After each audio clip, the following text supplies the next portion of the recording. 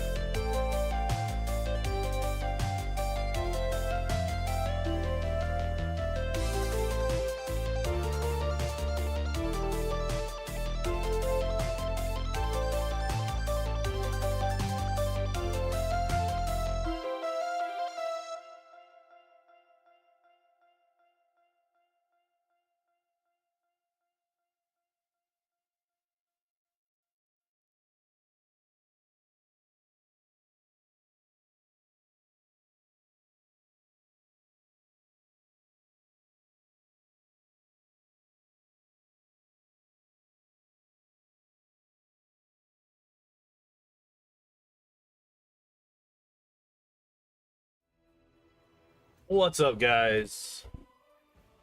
That up a little bit. Hi. It's Tuesday. We're gonna be doing some more Wrath of the Righteous auto build judgments. Today we are gonna be going through Rix, the pre-generated rogue, and also the basic bitch rogue default build. This man right here, so the trickster, Rix the trickster. And what's up, Lord Bovin? How you doing today? I think you're actually the first person to actually be in chat before the stream starts. So congratulations. You were the first. I do have food coming in just a moment. I was trying to time this so that my food would get here before I would go live. But they apparently picked up 2 orders at once, so they took the other one first. So I will be having to get up here in just a moment to go and grab my food. It is what it is. So yeah, today we're going to be doing this little man right here, and then after we finish screaming and crying about his build, we will be going into another one. And then depending on what we do from there, who knows? We might do a third. We've been averaging 3 builds per run, or per stream. So let's get into it. So Callistria, that kind of makes sense. A rogue, a trickster, worshipping Callistria. Pretty that's a lot of con. I don't think you need quite that much con for a rogue. Let's look at what we got here. So we got Charisma 12. That's because he's a gnome. And they just didn't want to dump Charisma for some reason. Wisdom 10 is fine. Intelligence 14. Do you need intelligence? Do you need to bump intelligence for a rogue? I don't think you do. I feel like this is unnecessary. You're going to get a lot of skill points regardless. And I feel like these two would have been better suited putting them into Dex or something. Oh wait, he's a rogue. He doesn't get a bonus to he's a gnome. Gnomes don't get bonuses to Dex, right? It's Con and Charisma, if I remember correctly. So this might actually be the highest that they can get. Some subclass scale off of it. Right, but we are not doing any, this is just basic rogue. There's no,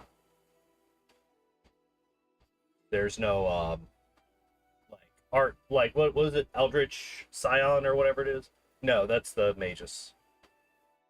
The baby's first arcane trickster. I can't remember the name of it.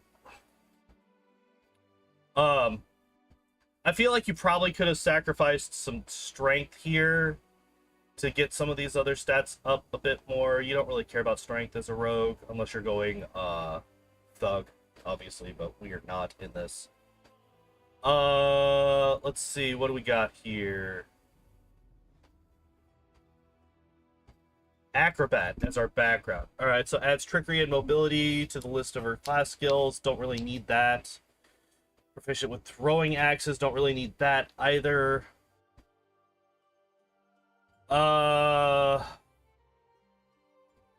Honestly, I feel like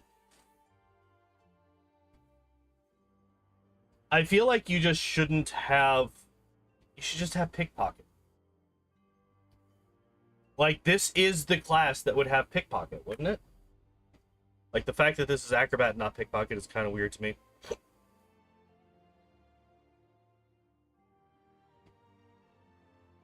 We start off with 2-weapon fighting and weapon finesse. So I'm alright with that. Oh, my food is here. So while this loads up, I'm going to go grab my food real quick. I'll be back in just a second. The architect of the world wound, Rilu Vorlesh, awaited the commander in the heart of Threshold. Their confrontation seemed imminent, But an unexpected obstacle appeared in the commander's path. Who would dare to postpone the inevitable?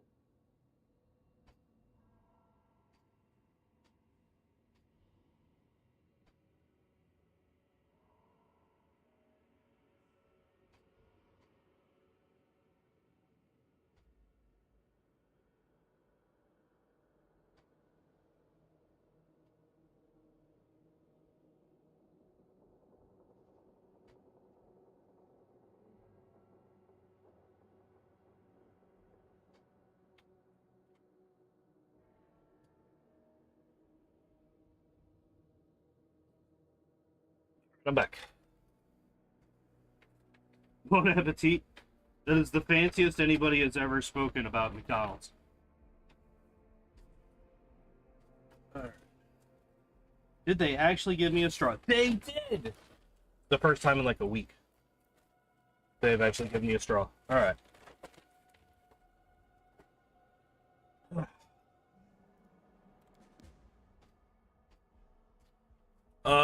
Alright, so let's go in here. So yeah, so it was 2 weapon fighting that we chose. Yeah, you get weapon finesse as a free feat as a rogue. I thought that was it, but it's been a hot minute since I've made a rogue, so wanted to double check. Alright.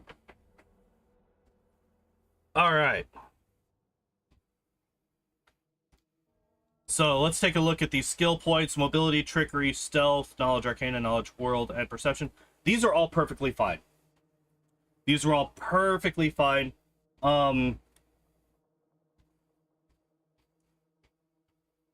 Maybe swap out arcana for UMD.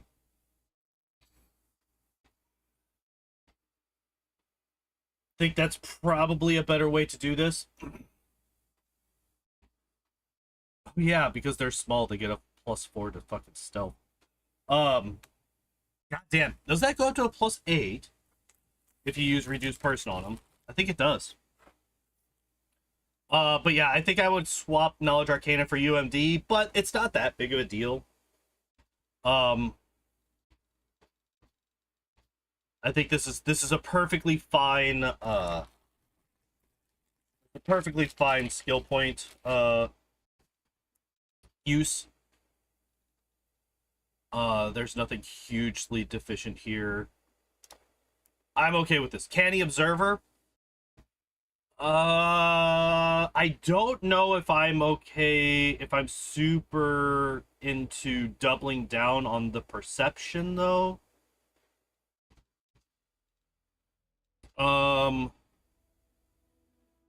I mean, like, if you're gonna put points into Knowledge Arcana, you could take Mystery Seeker. They might later on, but you could do that. I really like the focusing attack. Confused, because that will remove the confusion from your character. And there are a few enemies in this game that use confusion against you, so being able to just remove that, it does require you to hit somebody, but that is, what is it? There's 3 potential options. You either act normally, you attack an ally, or you do nothing, I think, are the 3 options. At least normally. They might be different in oh, I forgot to do something. I forgot to put in a go live on the Discord, and of course the bot didn't do it today. Never take focusing attack. Why not?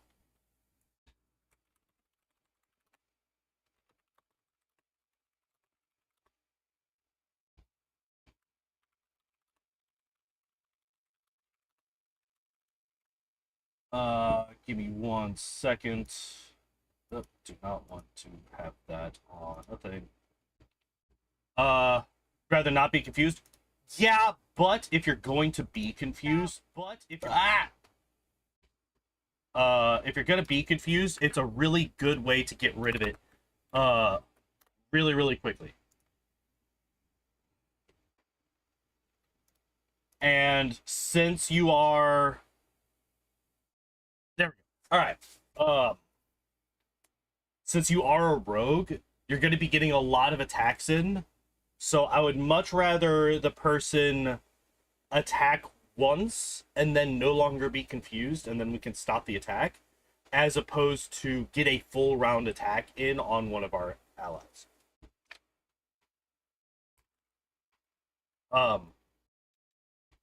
So I usually always take focusing attack confused whenever I have somebody that has that option.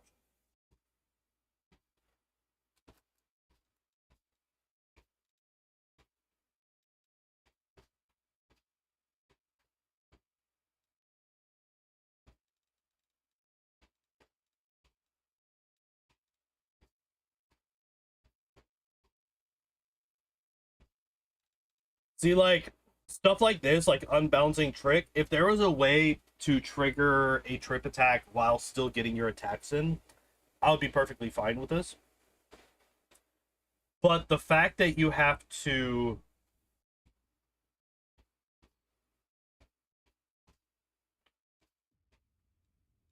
The fact that you have to sacrifice all of your attacks for that round, except for attacks of opportunity, obviously, makes this kind of gross.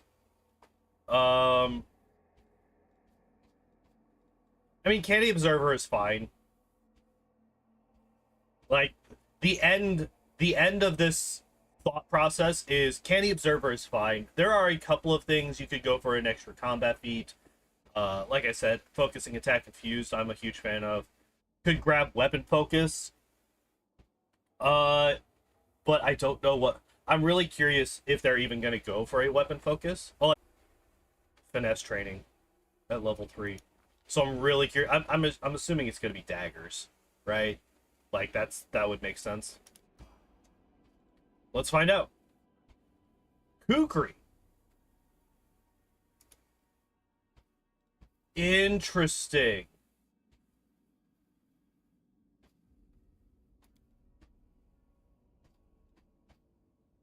Wait. Like wolf aspect? That's fair. I do forget that wolf aspect is a potential thing. Wait. Wait.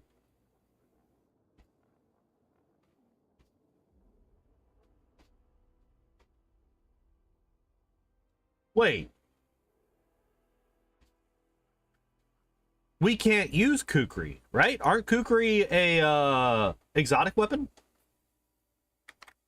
Aren't Kukri exotic? Or am I just losing my mind?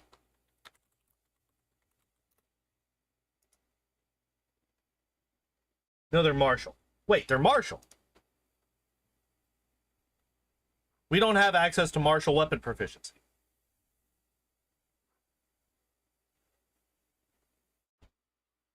Crossbow, rapier, saps, short sword, and short bow. Light armor, not shields. So we don't have access to Kukris as one of our weapons. But they're taking it as the weapon finesse? Does this just give you proficiency with that weapon? That would be busted. That would be absolutely broken.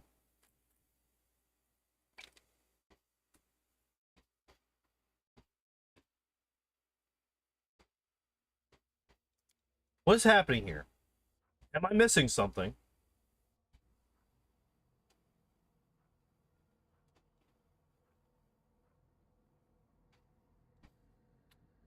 I have to be missing something. Because as it stands right now, we have no way to use Kukris. The fuck?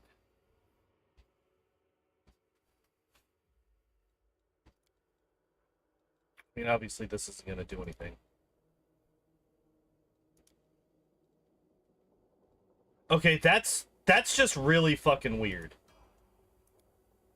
What do we do here? Okay, fast stealth. Okay, so we are boosting up our dex. That's good, at least. Taking fast stealth. I'm not a fan of fast stealth. I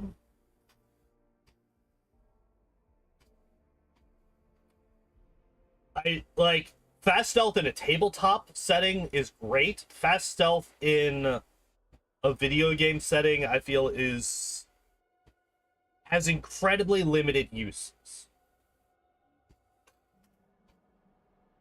I do not think that this is worth it.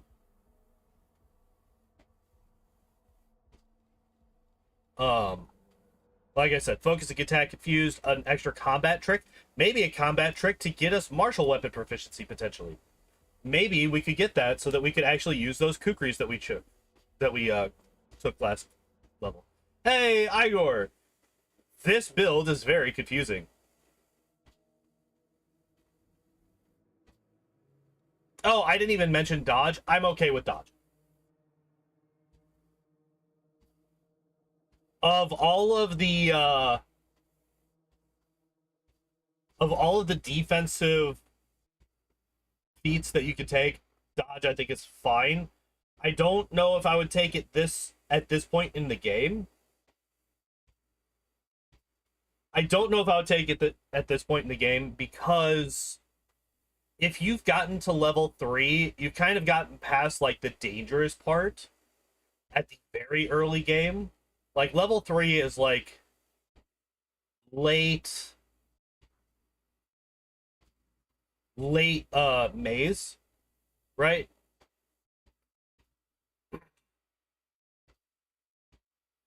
You might be able to get to Canabras without hitting level 3, but at that point you're kind of going to very, very quickly afterwards. So this is like late maze, early Canabras. I don't think that a +1 to AC is that big of a deal at that point. I don't know. I feel like you should be taking something like double slice or something along those lines. But if you're going to take a defensive option, if you feel the need to, I think dodge is probably the best one out of the options that you have. Not a huge fan of fast stealth, though. Do not like this. Still do not like the fact that we don't have access to kukris, yet those are our finesse training. I'm really fucking confused about that. Alright, so now we got Piranha Strike. That's fine. I'm okay with Piranha Strike.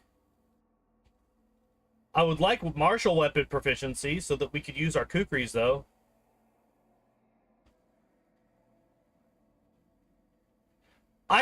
There has to be something that I'm missing here.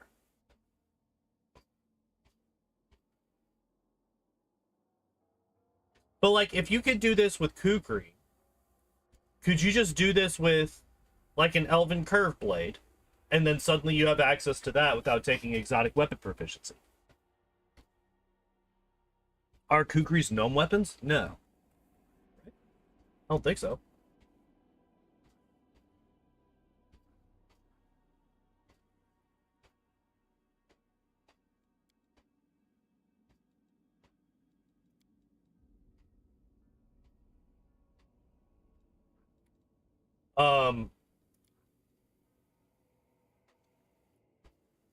Knife Master is, yeah. Yeah, Knife Master is, but we're just a basic rogue. We're not a Knife Master rogue. That's like one of the benefits of Knife Master is that it allows you to use kukris. It's just, okay. I'm just gonna leave that alone. I'm gonna stop talking about that. I'm gonna leave that alone. We're gonna move on because I don't know what the deal is with that. Piranha Strike, we got that. I'm perfectly fine with Piranha Strike. It's a good chunk of damage that we just got added into. We don't yet have any extra. What's his background? His background is Acrobat. So he gets throwing axes proficiency, and I think it's like a bonus on something. I can't remember what the bonuses for skills are, but yeah, it does not give kukri as a weapon proficiency. But yeah, I'm okay with Piranha Strike. Yeah, like, yes, it's good. Piranha Strike is good. Iron Guts is not. Iron Guts is really not. You are level 6 now. You can just get delay poison. Like, at this point, a cleric is going to have level 3 spells, which means they have delay poison communal, which means you never have to worry about poisons again in the entire game. There's absolutely no point to this, except for potentially the save against all spells and effects that cause the character to be nauseated or sickened. But most of those are also considered to be poisons, so most of those fall under delay poison. The only way that this is useful is if you don't have Darren or Sociel in the party, which you would kind of have to be crazy to not use. Darren is just insanely good. So I really, really do not like this one. This is like the first one. Well, actually, Fast Stealth is kind of that same way. Like, these are just not good choices. I would definitely go for more combat feats or focusing attack infused, or, you know, weapon focus, or basically anything else that we have access to except for iron guts. Give me basically anything else.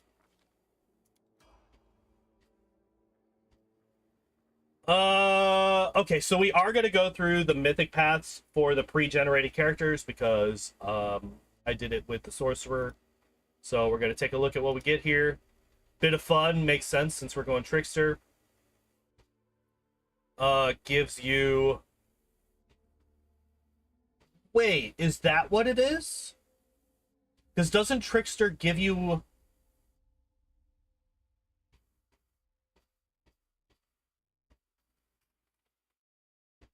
Doesn't trickster give you access to all, like, it just gives you full-on access to everything?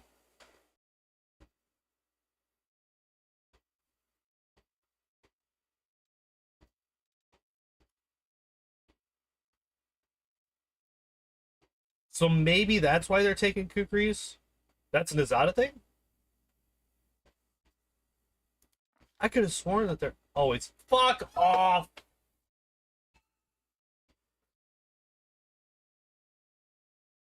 Guys, this is bad. This is bad. Don't take always a chance. It's shit. I'm mad and I'm hungry, so I'm taking a bite of food.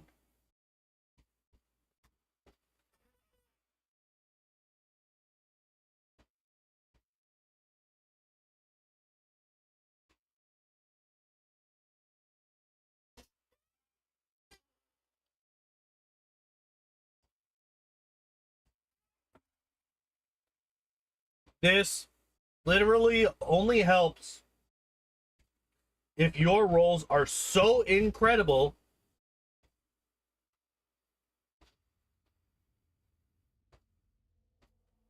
doing slow reflexes nor weakening wounds as your rogue talents. Yeah, those are two really good ones as well. So yeah, this literally only helps you if a 1 is going to hit.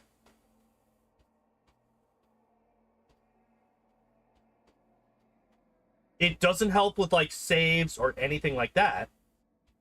It's only attack rolls, and it's only attack rolls where your attack bonus is so insanely high that a nat 1 is still going to hit them. Simply because of your bonuses. This is not a thing. Don't take this. Look. Don't burn.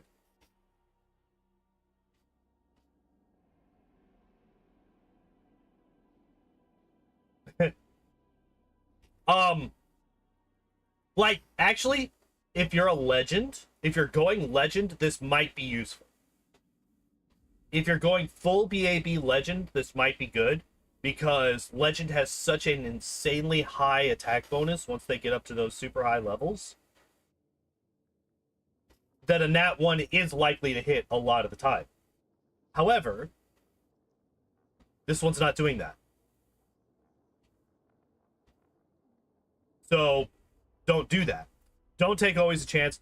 It's probably the worst. Is it the worst mythic ability?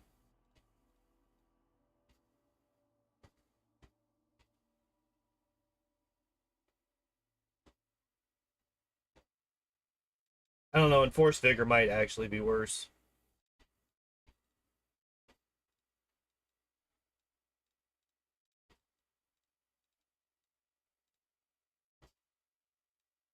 Inspirational Leader? What do you mean? No, Inspirational Leader is really good. I make sure that I have Inspirational Leader on at least one person in my party. Half your mythic rank +1 to initiative? You're talking about, what is it called? Battle Meditation.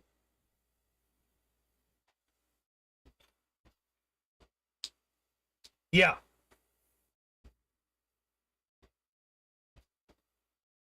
Battle Meditation.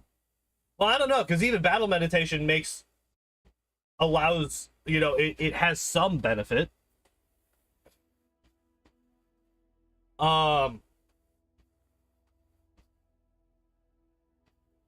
Although it is a morale bonus. Never mind. Battle Meditation is pretty shit. Battle Meditation might be the only one that's worse than Always a Chance. But Always a Chance is really shit. It's really, really bad. Don't take it ever. It's really bad. Don't do it. Alright. Oh, fuck off. Lightning Reap. You're a rogue.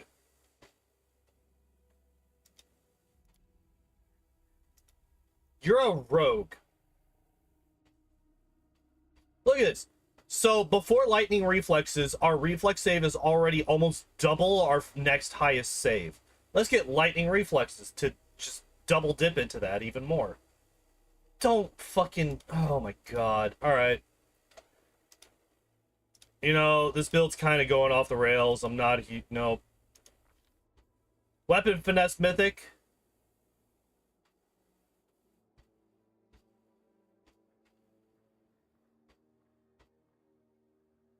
The fuck? Why would you take this on a rogue that already has...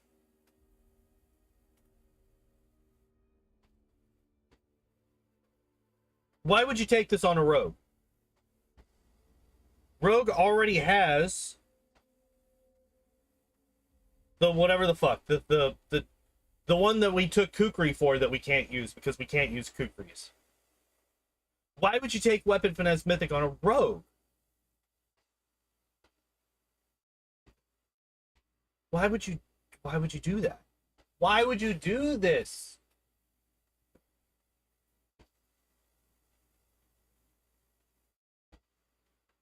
Yeah, now you have finesse trading with weapons you can use. Hooray. What the fuck? You could take 2-Weapon Fighting Mythic, which just gives you a +2 to all attacks. That's kind of really good. This is kind of really fucking good. But whatever.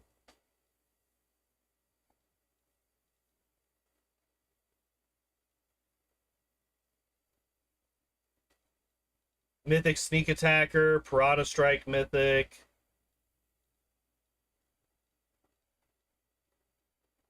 Like, fuck, take Dodge Mythic. Don't take weapon...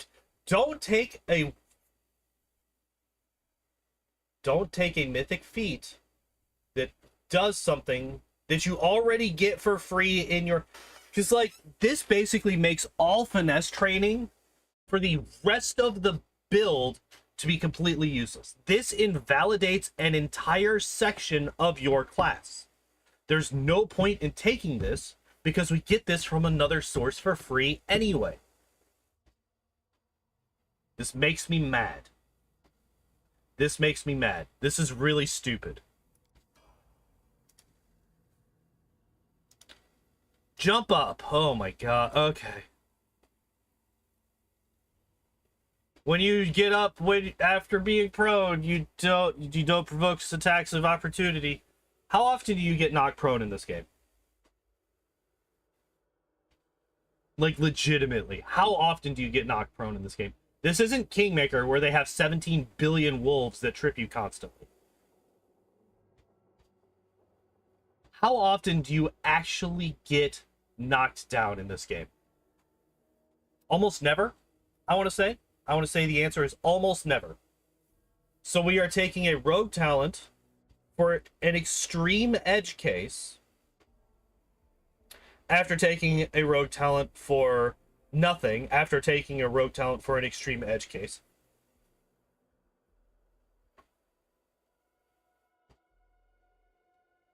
I mean, I guess. Yeah, I mean, yeah, that does kind of...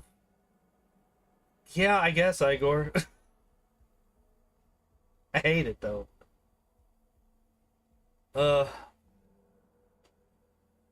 Okay. Moving on. Did get improved uncanny dodge, that's cool. Ugh.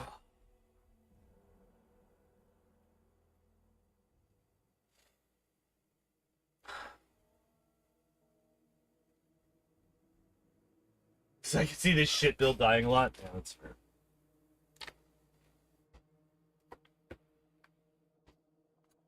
So. Toughness. Let me just talk about toughness for a second. We are level 9. Let's just take a look. It's 103 health. We went from 94 to 103 health. Now, at level 9, say you get hit by Fireball, and say you fail the save. We don't have improved evasion yet, right? Oh, wait. Improved evasion is a, it's an advanced talent, right?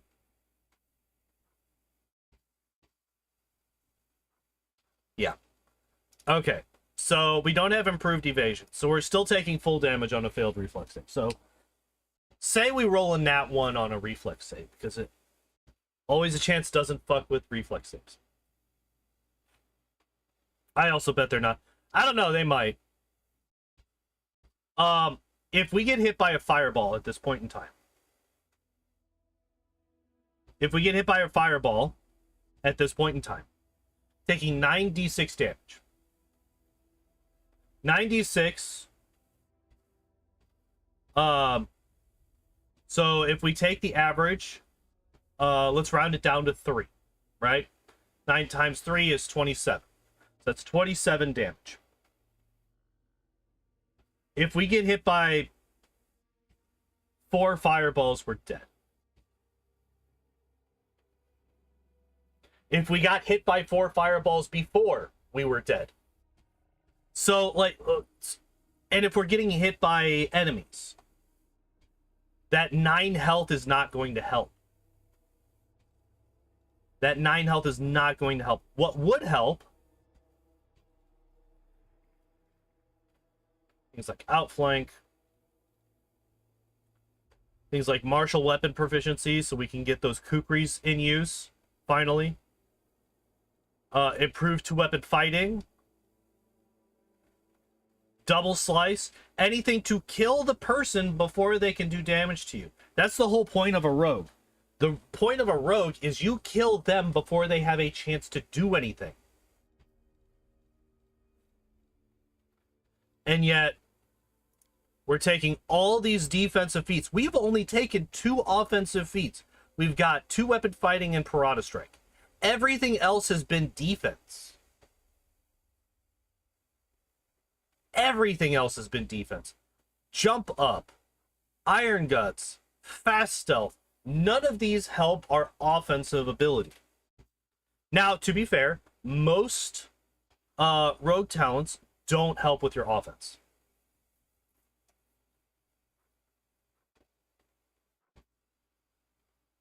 Everything else has been shit. I am okay with dodge. I am okay with dodge. I like dodge in a lot of my builds. That +1 to AC can help a lot, honestly. But like lightning reflexes and toughness, fuck off. We don't need those. Get out of here with those. Alright, what is this? Oh man, we're a trickster. Thundering blows.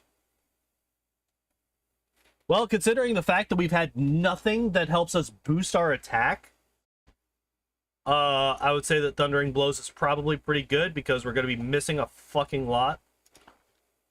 Mobility rank 1. Alright, what does this do? Acrobatic movement to avoid attack of opportunity. Uh,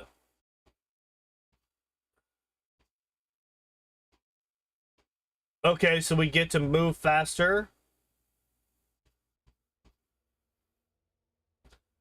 when we're using. Okay.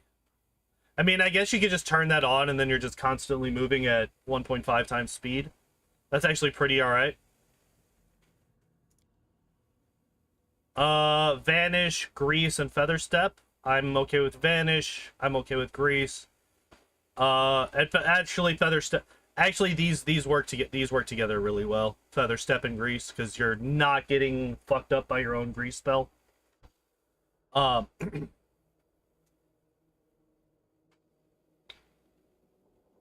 Higher mobility. That's why I'm not like I'm not a huge fan of this in and of itself. I feel like there's probably better things to do, but I don't know what the higher level ones are, so I'm not going to make too harsh of a judgment here.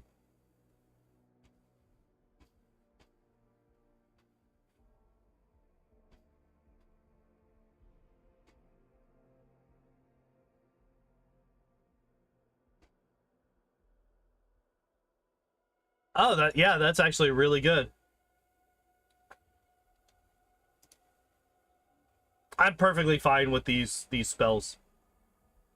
I'm really fine with these spells. Yeah, we're good.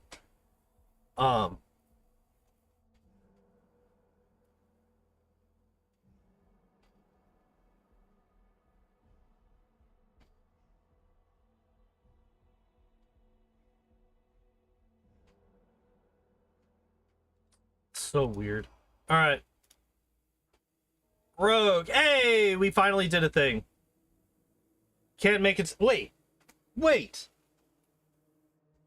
This is anti-synergy with the mobility trickster path. We want them to be making attacks of opportunity because we want to be able to avoid those attacks of opportunity with our mobility, which means that this negates. Okay. Wait. You actually don't. Slow reactions is actually anti-synergy here. So if we're going to go the mobility route on the Trickster Mythic, right? Mobility 2 allows us to make an attack of opportunity every time you avoid one. But if we're making attacks of opportunity and doing sneak attack damage, because those attacks of opportunity are against flat-footed characters, or they count those attacks as against flat-footed enemies, so they do sneak attack damage. That will then prevent those same people from attacking. Mobility 3 fixes it. We'll have to look at that when we get there. But there are better things here. Wearying Strike. Weakening Wound. Fucking Improved Evasion. Focusing Attack. We could pick up a familiar. Dispelling Attack. Crippling. Like, there's so many good choices here. And they take anti-synergy.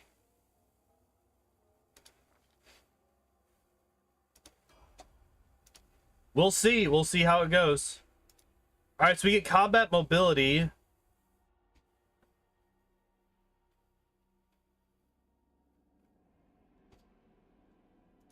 And this literally doesn't matter. Congratulations. You made none of these choices matter. I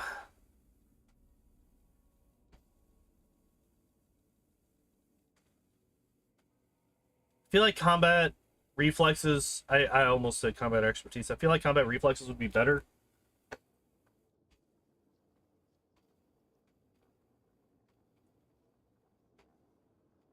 Yeah, he is kind of a speedy boy. He is kind of. Oh, here, let me hold the microphone slightly out of the camera. Yeah, this is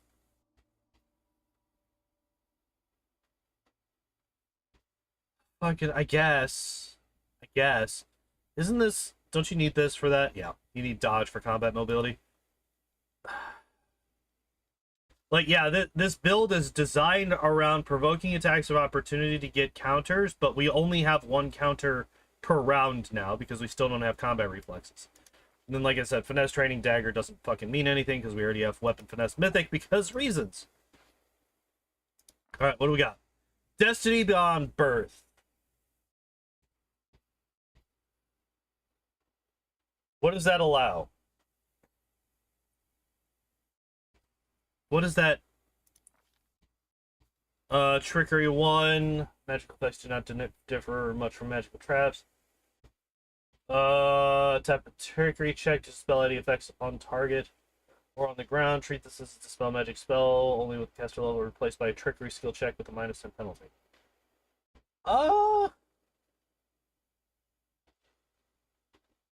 I feel like this is a bit niche. And you could just do the same thing with dispelling attack, at least for the target dispel magic checks.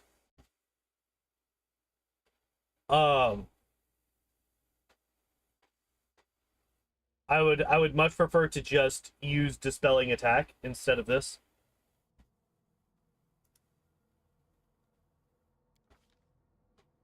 Then we do get mobility 2. All right, mobility 3. Instead of avoiding just attacks of opportunity, you can now avoid normal attacks too. Every time you are hit by an attack, you can attempt a mobility check with a -10 penalty. If the result is higher than the attacker's result, the attack misses. So this does not... Like, yes, this does allow us to gain the attacks from mobility 2, but it does not remove the anti-synergy from mobility 2 and slow reactions. So slow reactions is still anti-synergetic with the rest of the build.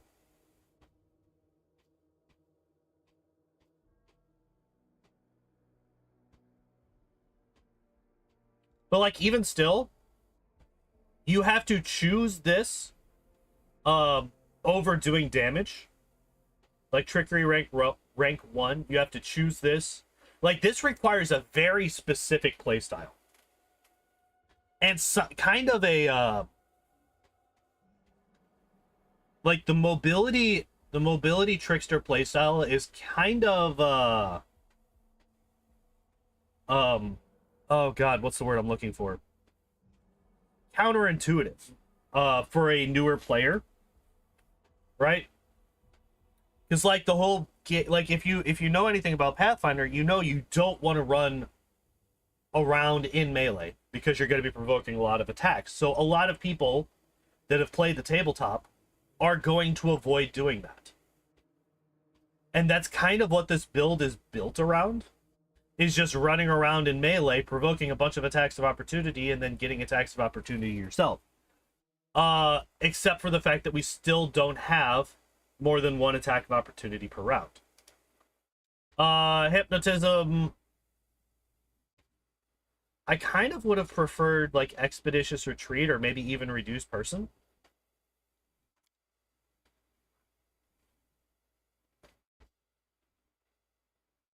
A -8 penalty to dex. Holy shit.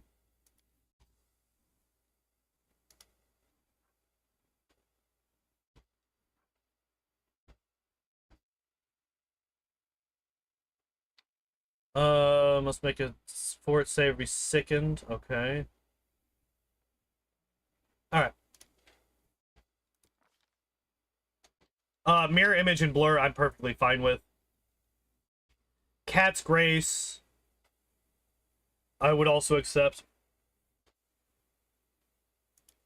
I'm sure you get Cat's Grace eventually.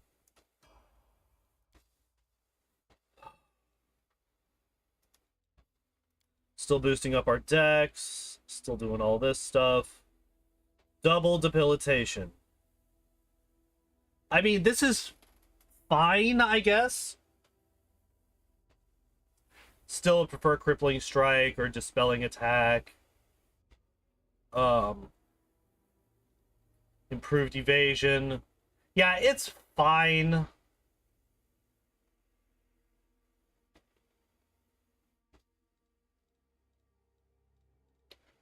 Slippery Mind, Wearying Strike. Like, there's a lot of really good things to take here. I don't think that Double Debilitation is the best one. I feel like there are much better options here, but it's fine. It's definitely not the worst thing to take.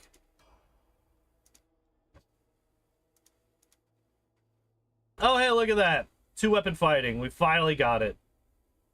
At level 13. We get 2-weapon fighting at level 1. We don't get improved 2-weapon fighting until level 13. Because we're too busy taking all of these fucking defensive feats.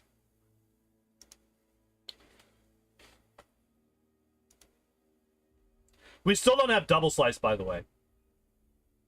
So we still don't get our dex to damage on our offhand weapon. Just a reminder, we still do not have dex to damage on our offhand weapon.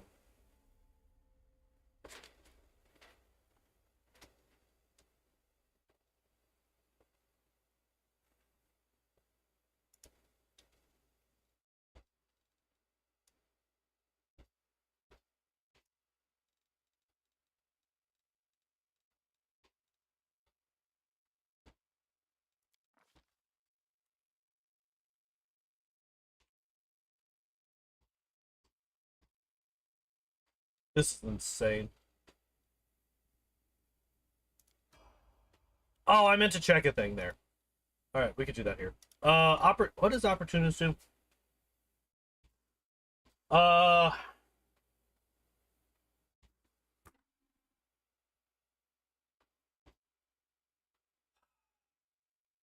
actually didn't mean to hit my desk there. I just let my hand fall and it just hit the desk.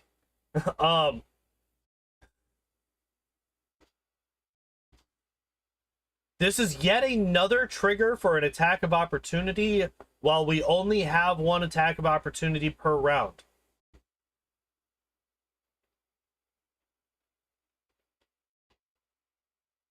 We need more triggers, or we need more attacks of opportunity. We need combat reflexes. Instead of getting combat mobility here, get combat reflexes. Instead of getting toughness here, get combat reflexes. Instead of getting lightning reflexes, get combat reflexes.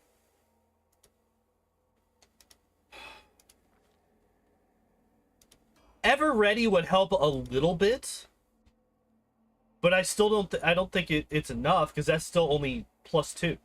Oh, hey, speaking of, so we do get Ever Ready, but as I just said, it's only a +2 to attacks of opportunity. To really make use of this, you kind of need like 4 or so, because it's anytime somebody else, or whenever somebody hits an enemy that you threaten, you get an attack of opportunity. Whenever you run past a person and you avoid their attack of opportunity, you get an attack of opportunity. So we currently have 3 attacks of opportunity per round, when I think you probably would want 4 or 5 to make this really work. And I do think that Ever Ready is kind of necessary for this build. I do definitely think that Ever Ready is necessary for this particular build, though. Getting that extra attack and damage for your attacks of opportunity is pretty vital, I would say. Stealth rank 1. Stealth is not broken by a single enemy detecting you. Instead, it acts similar to the invisibility spell, giving you total concealment against all creatures that did not succeed on a perception check against you. I guess this kind of makes fast stealth a little bit better. But you know what you could also do? You could literally just have the person have somebody cast invisibility or greater invisibility on you. It's not that big of a deal. Just get greater invis. You're fine. Snowball's fine. Cat's Grace, I did kind of expect them to pick Cat's Grace. That's actually probably the best one out of these. Blink. Honestly, Displacement's the only spell here that's really good. The rest of these are kind of meh. Uh,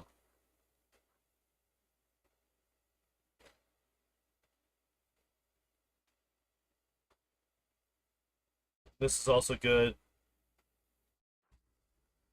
Uh,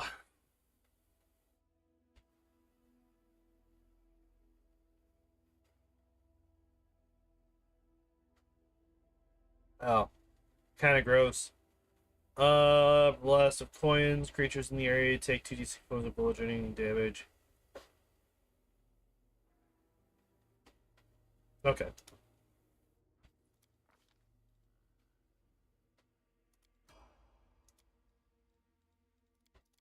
Fuck off. Fuck off. All right, so we got Iron Will. Let's just go over things that they could have taken instead. Weapon focus. Combat reflexes. I'm not even gonna mention teamwork feats. We're not even gonna go there. Double slice. Greater 2-weapon fighting. Improved critical on a weapon. Improved initiative. Martial weapon proficiency, so we can make use of these kukris that we took at level 3 and still can't use.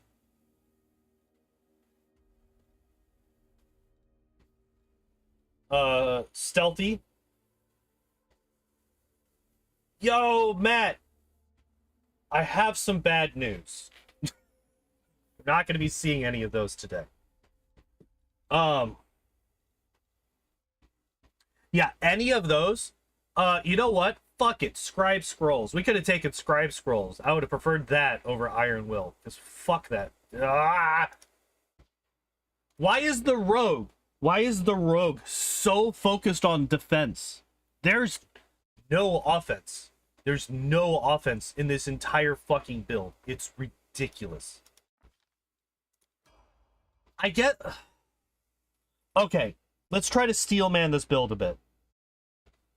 This build is built around attacks of opportunity.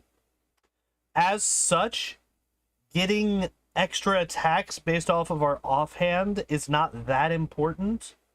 However, that's stupid and I hate it and it's bad. So the steel man still sucks. So we get Parada Strike Mythic. That's fine. I still hate the fact that we don't have 2-weapon fighting Mythic at rank 6. Rogue thinks he's a monk tank. I guess. I kind of hate all of it though. 2-weapon fighting Mythic would be my choice here.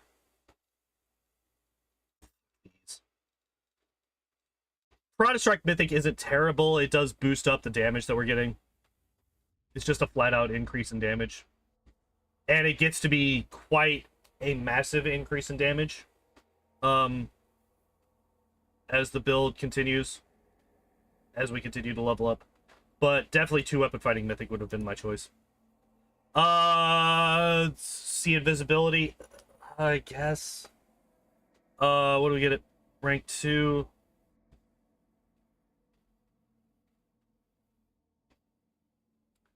Oh, Perception 2 allows us to get the extra feats. Will we ever take them? Probably not. And we get Trickery rank 2, which allows us to do what? Wait, what? Multiple magical effects do not differ much from complex magical track. Oh, it's just greater. Oh, okay. Okay. It's greater. I was very confused. I'm like, how is this different from Trickery rank 1? Because it's greater Dispel Magic. Boo. Boo. Not a fan. Wait, what? It just doesn't pick a spell here.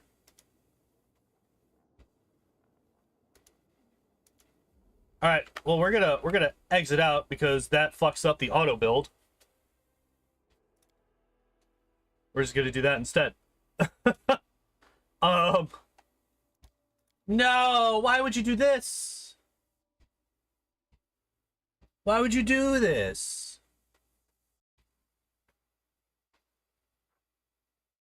We don't have improved critical. Blinding strike. Blinding critical is probably the best, or the worst.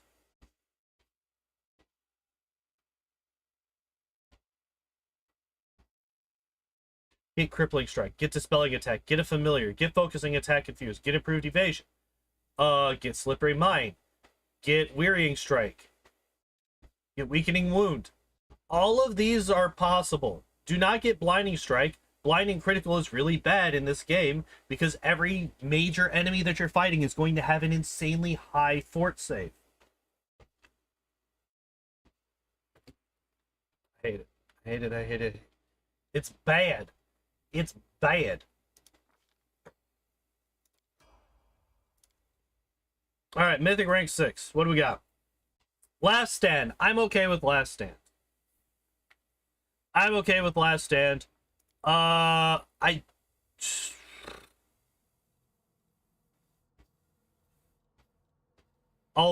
it is yet another off or defensive ability. This build is making me sick. Fair enough. Fair enough. I'm not feeling that great after this build either. Have a good one, Igor. I'll see you later, bud.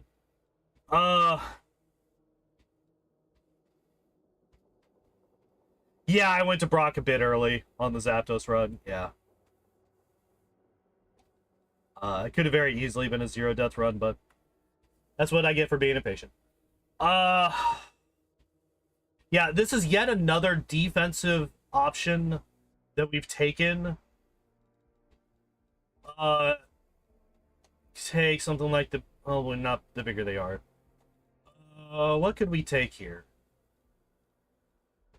That would be better. They're actually...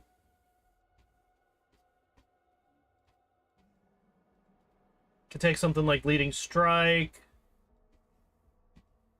Rupture Restraints, Unrelenting Assault, Inspirational Leader. Last Stand isn't bad. Last Stand isn't bad. I accept this. It's fine. It's fine.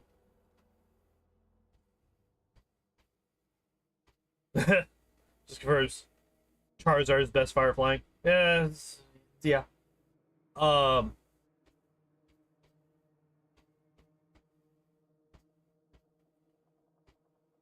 Whenever you or anyone within 50 feet from you make a skill check other than Knowledge World, you add half your mythic rank to the roll.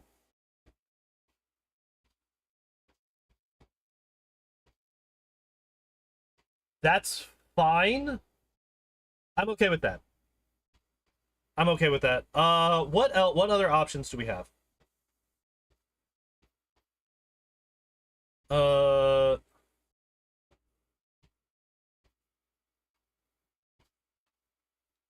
Yeah, it's an okay one. What does it allow us to get later? Ah.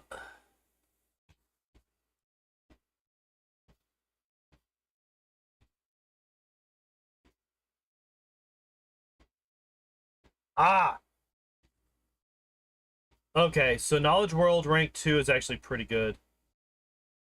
Knowledge Arcana. Oh yeah, that's pretty damn. Yeah, that's really good.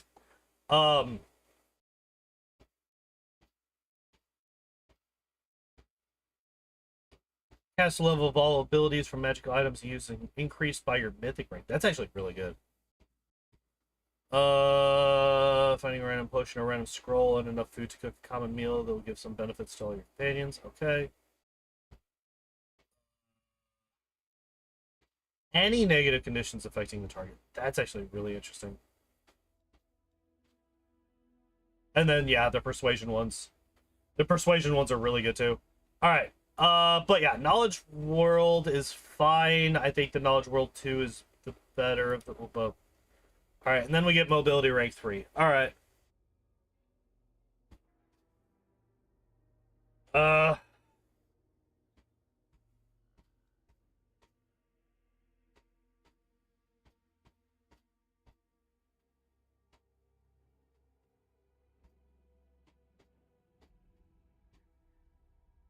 So this DC right here is a maximum of 35. It's a fort save with a DC with a max of 35. And it's actually kind of just a worse version of the coup de grace Persuasion 3. Because this one's just AoE and it's automatic, whereas Trickery is... you have to actually do the thing. Like, it's an actual action that you have to take. Hideous Laughter is whatever. Hold Person is whatever. Shadow Conjuration is whatever. Oh, yeah.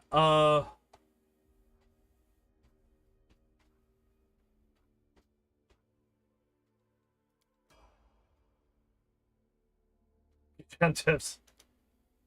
Look. Oh, hey, look at that. Level 17. We finally get greater 2-weapon fighting. So the only... literally the only 4 feats that we've taken. 2-weapon fighting, improved 2-weapon fighting, greater 2-weapon fighting, Piranha Strike. Those are the only offensive feats that we've taken. Every single other feat that we have taken has been defensive. Dodge, lightning reflexes, toughness, combat mobility, iron will. All of these are defensive feats. Every single one of them.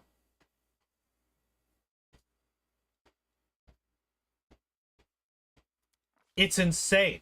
And they all, like, none of them, they're all kind of, like, spread out super thin. Like, we get a +1 to dodge, AC. Cool. +2 to reflex saves. +2 to will saves. Plus, you know, a maximum of +20 health. And then a +4 dodge bonus to AC against attacks of opportunity. Which this kind of stacks with this. Like, these two kind of combo in together. Combo, I say. They stack. And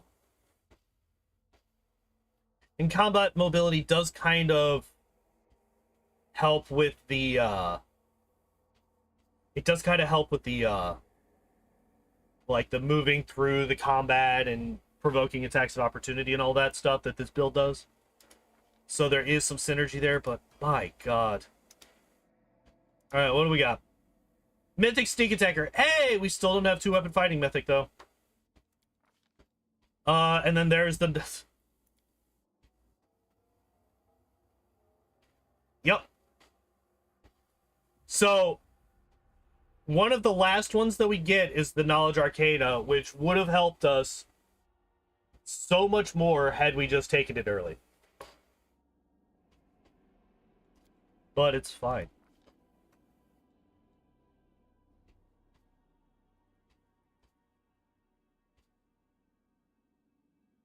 Okay, so this Stealth 2 is actually pretty good.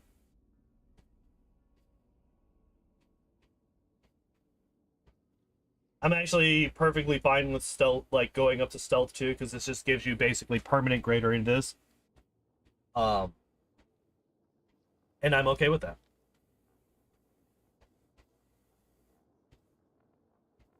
Yeah. Yeah, you like I'm not going to count not taking teamwork feats against them because they never do. Because that would require you to build multiple characters in very specific ways. And they can't really guarantee that you're going to be using the people that they build to work together with those teamwork feats. So I'm okay with them not using teamwork feats. But yeah, like improved critical lunge. They don't even have weapon focus. They have 0 like weapon narrowing choices here. Because despite the fact that they do have like finesse training as a rogue, they took weapon finesse mythic. So you just get all of them for free and you just completely negate the entirety of finesse training.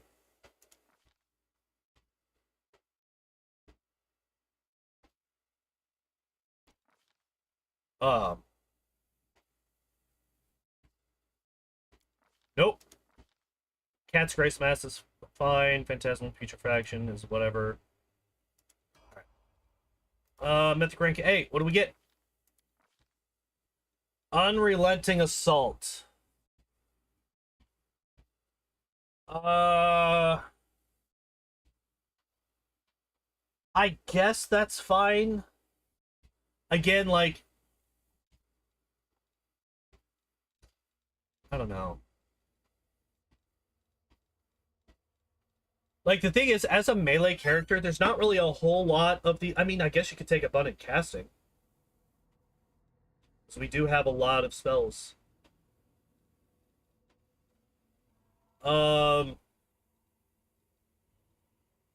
Take leading strike.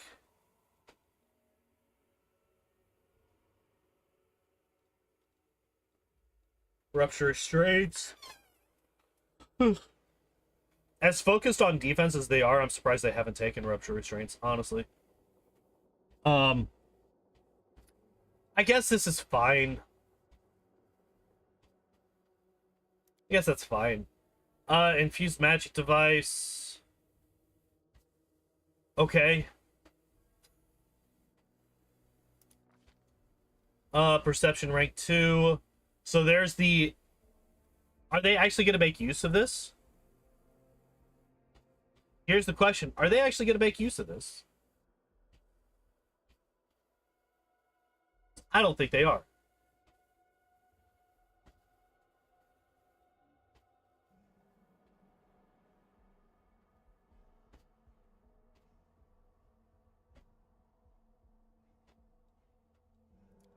I would be very surprised if they make use of that.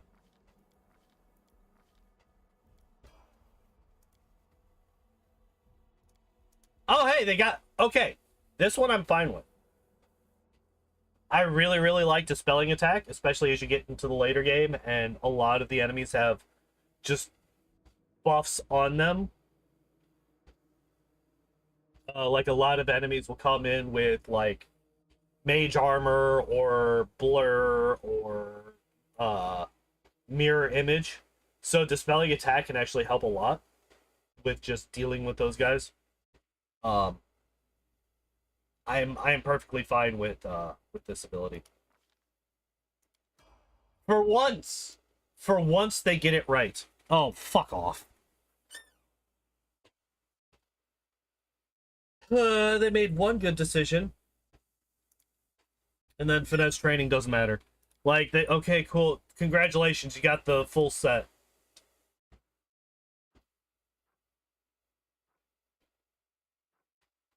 You got the full set of all of the save boosters. Congratulations.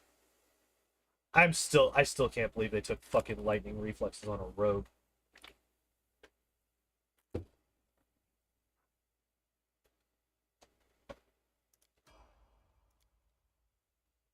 Disgusting.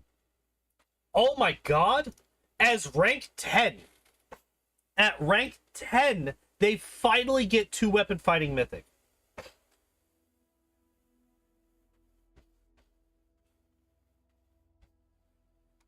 They finally get it at rank... Oh my god, get out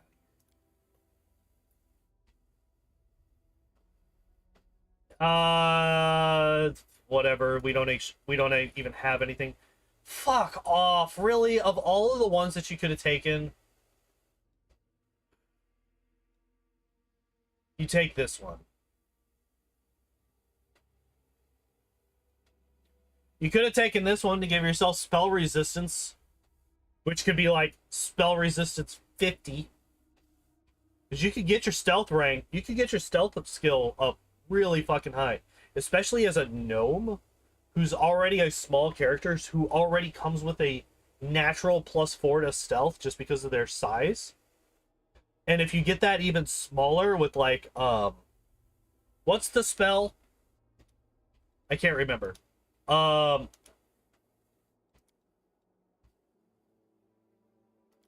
There's the one that, like, makes you very, very, very tiny. Yeah, this one. So you get an extra +6 size bonus to dex, plus you reduce the size category by 2, giving you, I think, another +8 or even more to stealth. Like, if you get this, you could basically become immune to magic with this build. Trickery rank 3, trash. Trash. It's literally just a worse version of Persuasion 3. I hate this. I hate that they chose this. Yeah,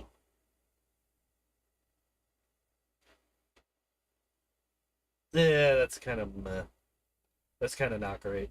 Yeah, stealth right here is the best one out of these three. Like, easily. Like, not even a contest. All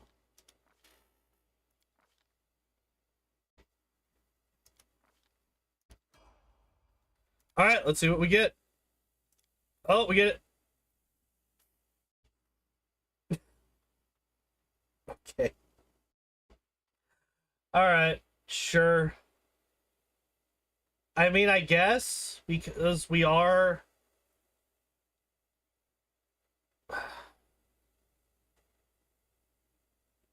I guess we are. So, dude, wait. The trickster spells have arcane spell failure chance. That kind of sucks. But I guess we get arcane armor training. Never get weapon focus. Never get improved critical. We have blinding critical. So we have something that requires a critical strike to trigger, but we have nothing to help us get that critical strike. We still don't have a way to use these kukri. By the way,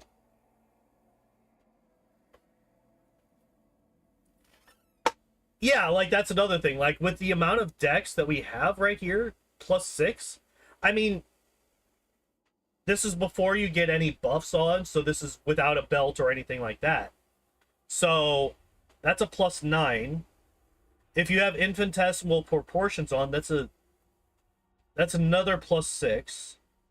So that's a total of +12 to your decks. Like, your dex bonus would be at a +12, basically. Why did that just completely... Whatever, it's fine. Oh, by the way, that extra 20 health, that's definitely, helping here. You definitely couldn't have used that feat for something else outside of 20 health.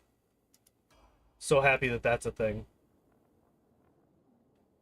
Alright. So this build here. What is this build trying to do? This build is designed around avoiding attacks and getting attacks of opportunity. However, it does not have combat reflexes. So you only get the one attack, or I'm sorry, it does have ever ready, so you get 3 total attacks of opportunity per round.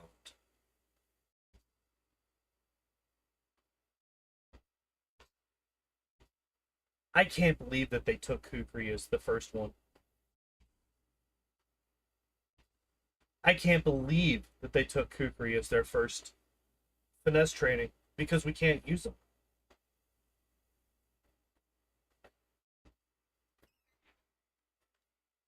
Unless I'm just missing something. Let's go to abilities.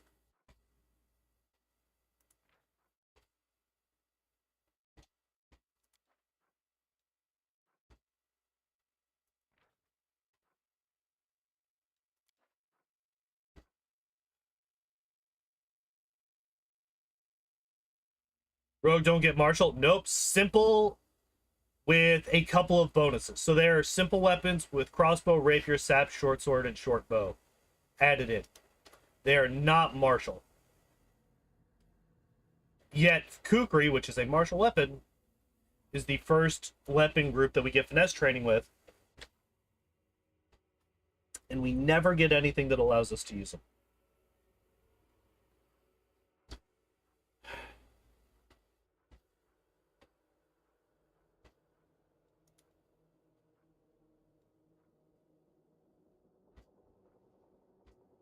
So until we get Weapon Finesse Mythic at Mythic rank 2, we have no way to deal dex damage. Surely base Rogue better? That's what we're about to find out. Similar to Knock Knock Auto Build? Maybe. Maybe. Alright. But it is time for us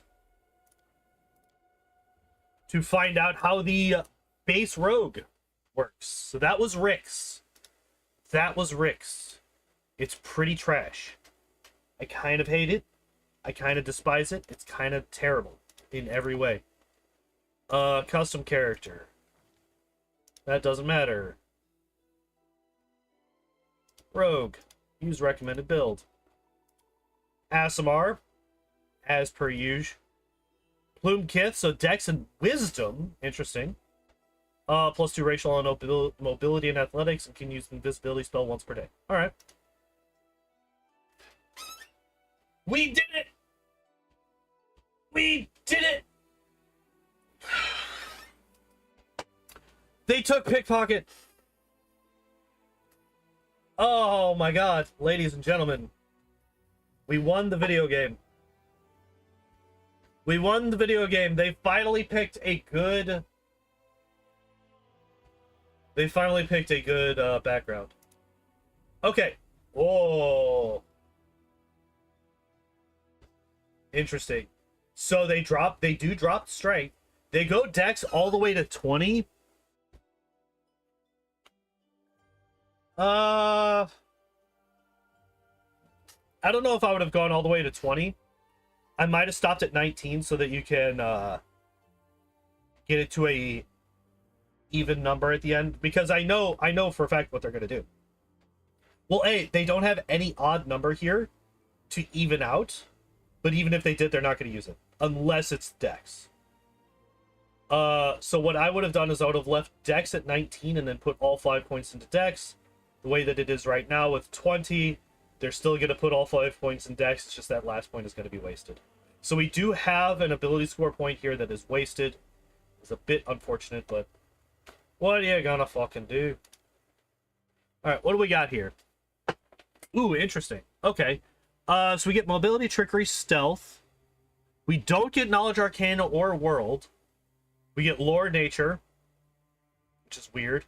And then we get perception, which I'm fine with. I would have preferred, as I mentioned at the beginning of the last build, I would have preferred the lore, nature go into UMD or something like that. UMD...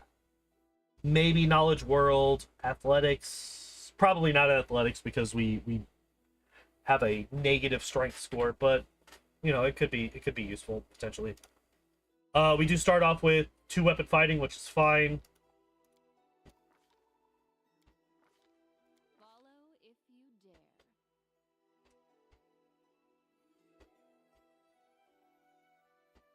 Get arcana and you won't waste the last point. Oh, do they have a thing that allows them to do that?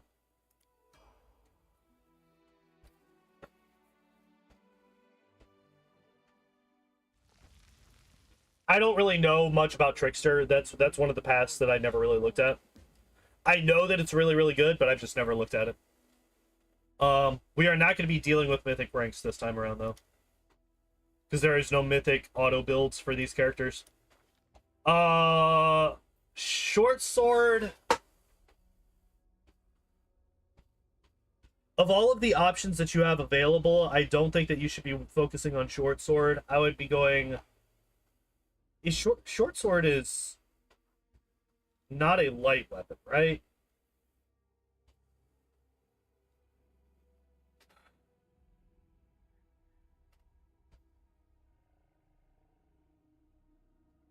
Oh, that's right. They have that thing. I forgot about that thing. Yeah. Okay. I think short sword's fine because I think you can dual wield 2 short swords without a major penalty. So I'm kind of okay with short sword. I kind of want the 18 to 20s, but that's because I want the 18 to 20s on literally every martial character forever. Fucking already. Already with the toughness. No! I mean, they have to get it out of the way. They always take toughness at some fucking point. Get double slice. Oh, by the way, they never got double slice in the prior build. They never got double slice, which means that out of that whole build, all of their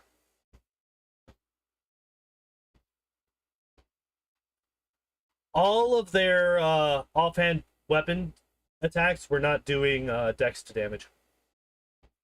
They were just doing flat rolls plus whatever other bonuses they got, but they were never able to use their dex to damage on their offhands, which is an insane amount of damage that they're losing out on.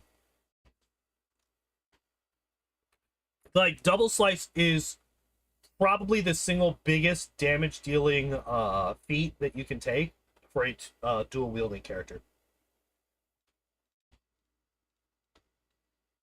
Piranha Strike, yeah, there's combat reflexes. But whatever. We got finesse training short sword. At least they got us finesse training for a weapon that we can actually use. So that's cool. I appreciate that. Yeah, going dex, that makes sense. Combat trick, dodge. They're going a bit hard on the defense again. But that's the second combat trick that they've chosen. Well, I guess the first one was not a combat trick, it was just weapon focus. Because they have that separated out for some reason. It's fine. It's fine. It's fine. It's fine. Dodge is fine. I kind of like dodge. Hey, okay, there we go. We got double slice. My major complaint is alleviated. So far, I think this build already wins over the other one. Just period. Slow reactions. I'm okay with this. So I was hypercritical of slow reactions for the last build because it was anti-synergetic with the mobility trickster things that they were going for. But slow reactions on a regular character, I'm perfectly fine with. This works out very, very well. Weakening wound is still... We're what? We're level 6 at this point, so we're like getting towards the end of Canabras. There's not a whole lot of really hefty DR yet, so weakening wound isn't that big of a deal. So I'm okay with slow reaction. I approve. I am okay with this. Iron Will I'm not okay with. I am not okay with Iron Will. I do not like these abilities, especially since Slippery Mind is an option later on. Iron Will is kind of trash. And I would much rather have seen Piranha Strike, for example. Combat reflexes, improved initiative. It's always a good one for a high damage character.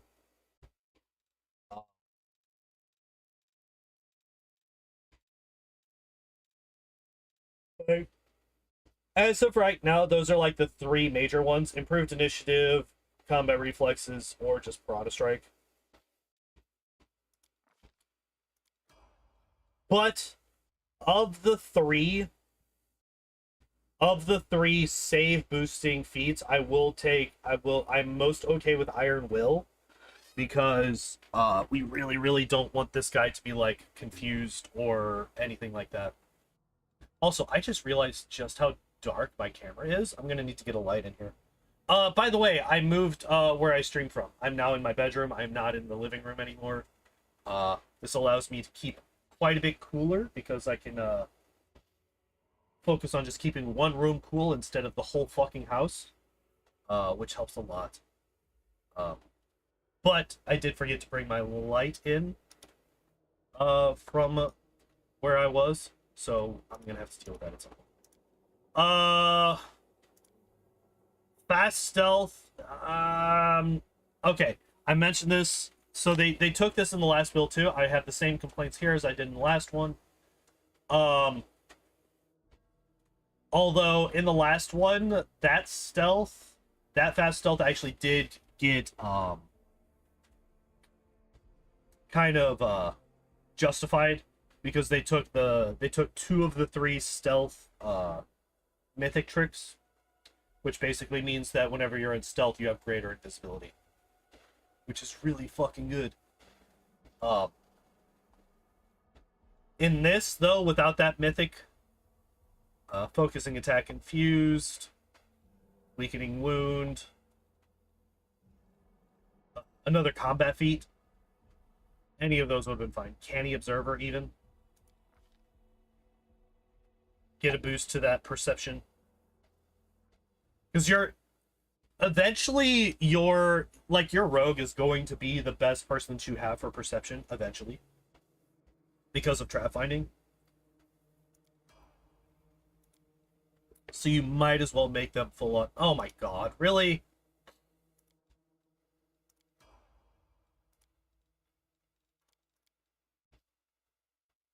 I kind of just skipped over it because fuck it, but god damn it. Really? Great fortitude? Come on. There's so many better options for this. However, I am perfectly fine with taking crippling strike here. I probably would have preferred wearying strike, because this just wearying strike, once you start thinking about the max health that character is losing every time you hit them, the amount of damage that this does is insane. Like, especially once you get into late game. In late game, a lot of those enemies are like level 30 plus. So if you're looking at wearying strike and you hit them once and you take away their con, drop them down to the next tier of con, that's an extra 30 damage that you just did to that character. Like, it is an insane amount of damage that you do with wearying strike. But crippling strike is also very, very good. Either A, you start dishing out a lot of damage to so say you're fighting like a Vivaki or something, like one of those characters that has like an absolute fuck ton of strength. You are kicking their ability to deal damage in the balls, basically. Like, you're just tearing it apart. Especially since a lot of it's like you're level 10 right now. This guy, what? So yeah, we only have the 2 attacks, but if we have improved 2-weapon fighting, which we don't have yet, right? Yeah, I'm hoping we get that at level 11. That's 4 attacks per turn. That's a potential 8 strength that we're killing per turn. That adds up very, very quickly. Like, imagine being able to deal a -4 to attack and damage per turn. That's basically what this does. A -3 right now, because we don't have improved 2-weapon fighting, but once we get that, it's a -4. I'm okay with crippling strike. It is one of my favorite advanced talents. Dispelling attack is another one of my favorite talents. Oh, hey, look at that. 2-weapon fighting. Yeah, dispelling attack is another one of my favorites. Like, those 3, dispelling attack, crippling strike, and wearying strike, are my 3 favorite talents. Because they just neuter enemies. Like, they just absolutely destroy them. And they're all passive, and they all stack on top of each other.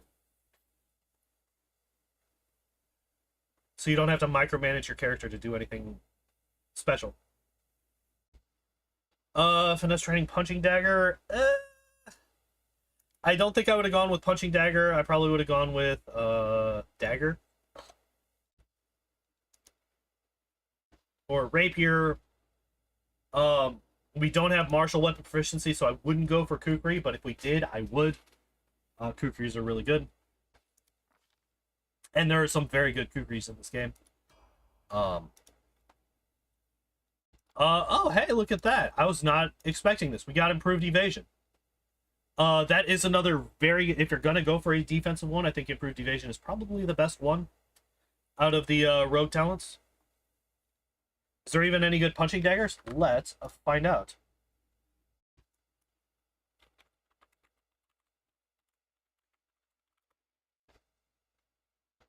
Oh, boo.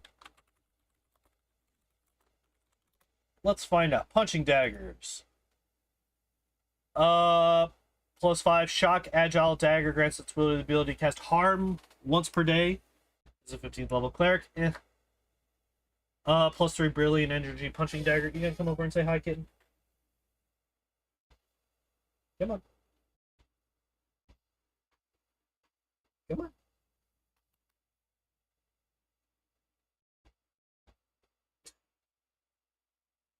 Hi. Just want head pets. John's sitting here on my bed right now, just staring at me. +4 necrotic burst punching dagger, +3 brilliant energy punching dagger, +2 frost agile speed dagger, has a chance to slow an enemy on a successful hit.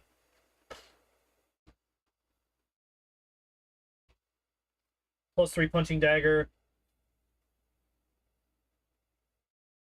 Start of Act 3.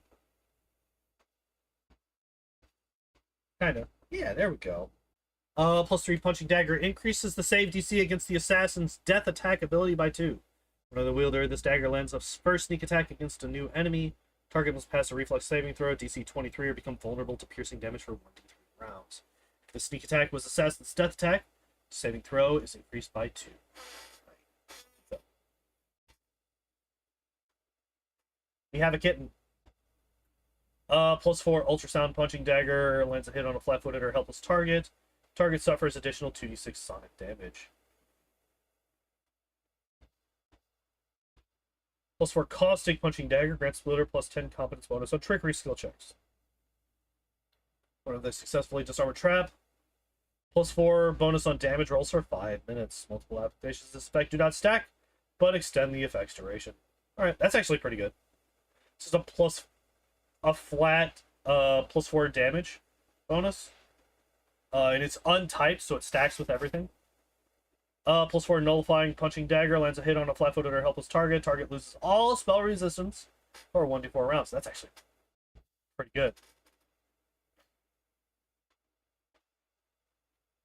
Wait, that's actually really good. Because there's no save for that. It's just get fucked, you lose your spell resistance.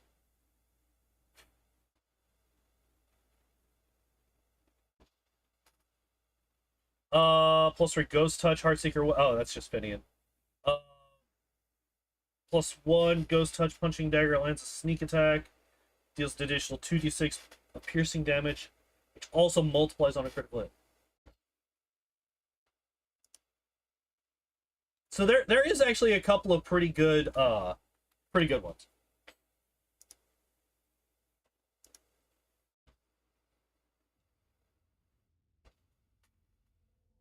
I am okay with punching. There we go. There's my shoulder kitty. There's my shoulder kitten. So yeah, improved evasion. Back to this. Back to the improved evasion. I approve. I'm okay with this. I would have preferred Dispelling Attack or Wearying Strike. Or Slippery Mind. Slippery Mind is also really, really good. But improved evasion is also really, really good.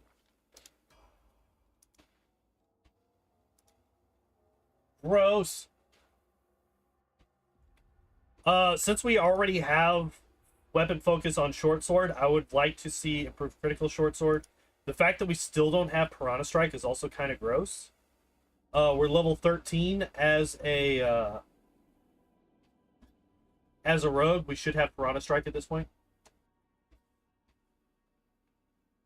Yeah, this one's the orange kitty. I don't know where Shelby's at.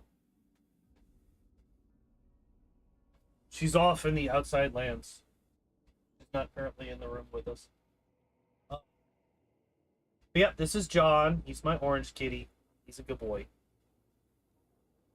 And it's actually kind of funny that you say that, because for the longest time, Shelby never showed up on stream. She was very, very, I mean, she's still a very skittish kid. But yeah, she never showed up on stream for the longest time, and then recently she's gotten much more okay with being on camera. Yeah, John was always the cuddle kid. But yeah, I've made it, well, maybe I haven't made it quite clear. I hate Hammer the Gap. I despise Hammer the Gap. I hate it. I hate it. I hate it. I do not like this feat, because what this feat does is it improves the damage of attacks that are less likely to hit. And it only improves damage if those attacks consistently hit. So if you hit the first one, you miss the second one, you hit the third one, you don't get any bonuses. Hammer the Gap is bad. It's not a good feat. It's one of my most hated feats because it is a trap for newer players, people that don't understand what this ability actually requires, and don't really understand the odds of it actually benefiting them. Because, like, when you look at this, it's like, oh man, you do extra damage, and it multiplied on a critical hit. That's actually really, really cool. Oh my god.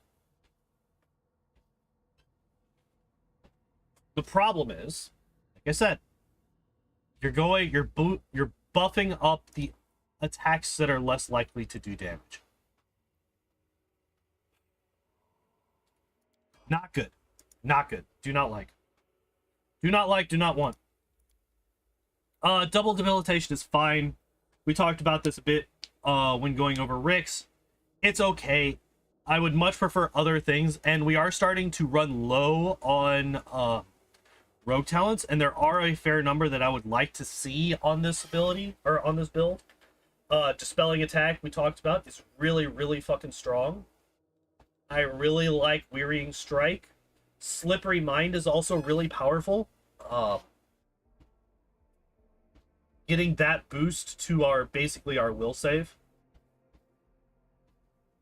Yeah, that's the main reason that I hate that ability so much. You read it, and initial reaction is, oh man, it boosts up my damage. This is really good. And then you start thinking about it more, and you realize just how bad it is. So it's kind of a trap for newer players, and I really do not like it. I also am a big fan of focusing attack confused. I am also a big fan of getting familiars on people, specifically the hair familiar. Oh yeah, Slippery is is insane compared to Iron Will. What's our dex? Yeah, it's a +6 versus a +2, and that's a +6 before any other buffs. This is before any belts are added on, before Reduced Person is added on, any of those other things. Like, it's insanely good. But yeah, there's a lot of rogue talents that I would much prefer to have over double debilitation, but it's fine. It does its job. It does good work. Oh my god, we got improved critical. I was not actually expecting to see this. All right. Wow, actually, I'm kind of happy that we see this right here.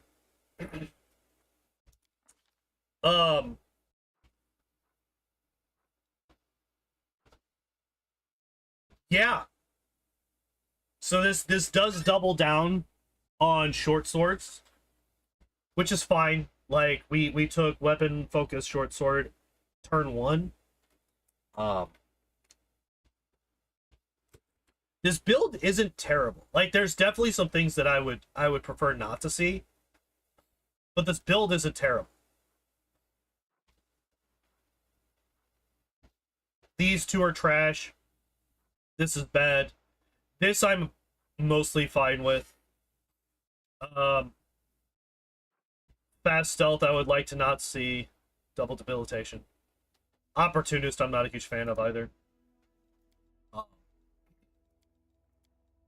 But yeah, opportunist.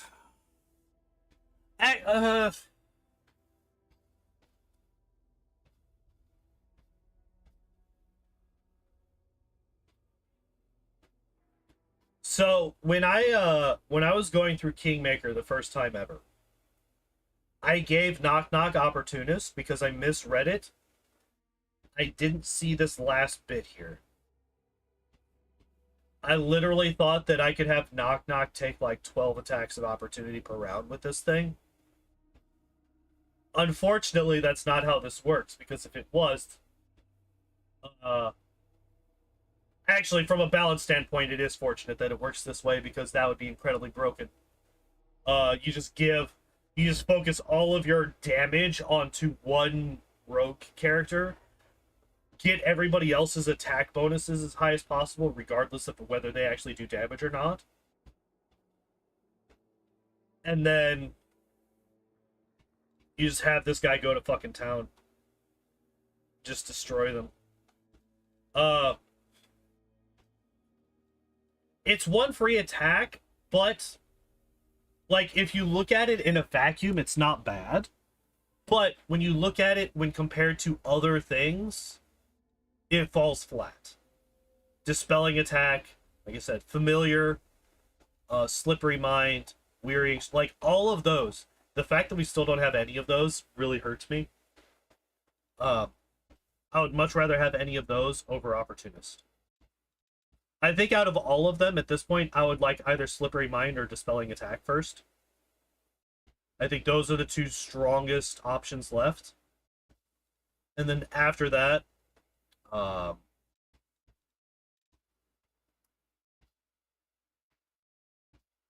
think familiar. Because, like, if we get a hair familiar, that's another boost to our initiative. Which, while we are really high on dex, so boosting up initiative even further might not necessarily be the best thing to do. But, you know, I like my initiatives to be... like in the mid-30s, if possible. Yeah, you definitely need combat reflex. I mean, well, here's the thing. You might not even need that. Because if you don't have any other triggers for attacks of opportunities, this does just kind of guarantee that you're going to get at least one per round. And since you can't use opportunist more than once per round, unless you are working with something else to get attacks of opportunity outside of opportunist, I don't think you actually need combat reflexes for this.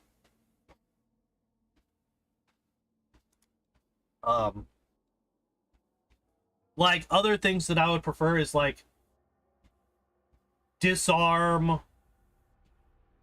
Disarm would be a good way to trigger a bunch of attacks of opportunity. Tripping is a good way to get at least one per round. Like, there's definitely a lot of ways to get attacks of opportunity in this game. But opportunist is probably one of the weaker ones. Actually, no, it's not. Funnily enough, I think Trip might be one of the weakest attack of opportunity triggers. Because I guess the fact that you can get it for free from so many places, mammoths, wolves, like basically any gore animal companion, primarily mammoth, basically just gives you free trips, so that's pretty nice. But yeah. Continuing onwards, we get greater 2-weapon fighting at level 17. Good. glad that we got this. We still don't have... We're level 17 and we don't have Piranha Strike. I just want to point that out. Like, this right here, not having this right here hurts this build a lot. You really want Piranha Strike as a fucking Dex character. The fact that you don't have this is kind of insane.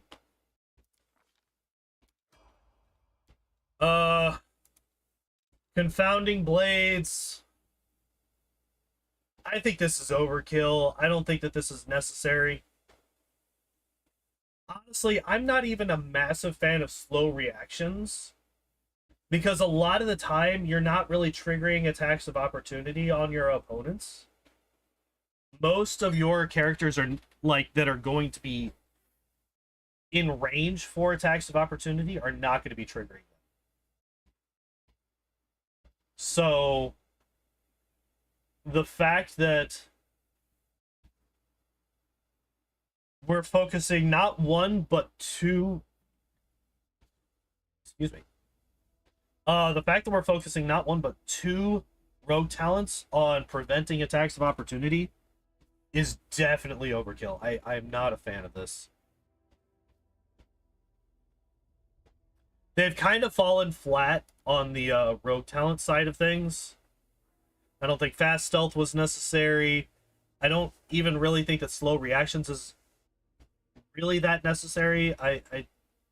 Confounding Blades, I do not like. Opportunist, I'm not a massive fan of. Like, all of these could have been different things that I would have preferred, but it is what it is. I've already been over all of that. 19, what do we get? We get critical focus, and then again we get finesse training kukri. I don't know why these builds are so focused on getting kukri when those are martial weapons when we don't have that proficiency.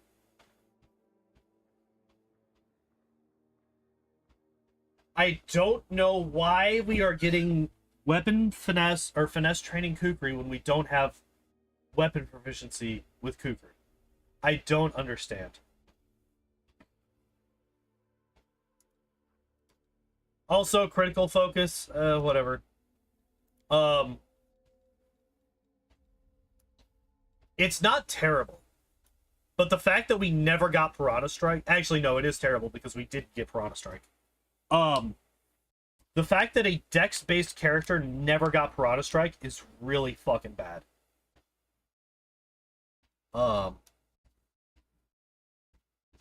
Never got improved initiative. Never got lunge. I'm not going to mention teamwork feats, because they never take teamwork feats in these. Wings is actually a really good bonus to defense if you're going to be focusing on defense.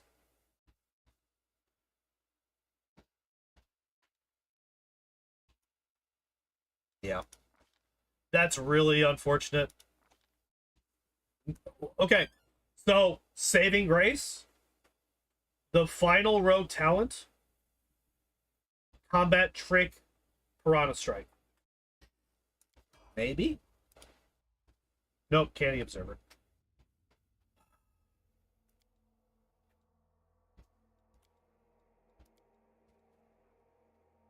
Come on.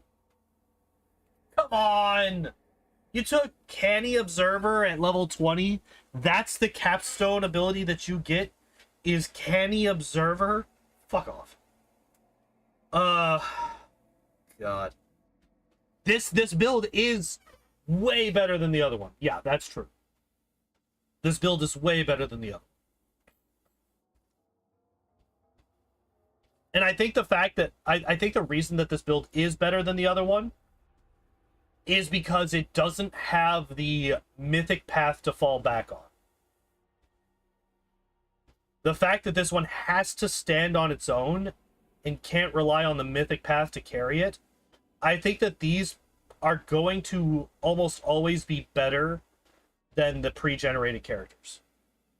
Because the pre-generated characters can fall back on their mythic paths to shore up any weaknesses in the main builds. But this one right here, holy shit. Alright, let's take a quick look-see at this.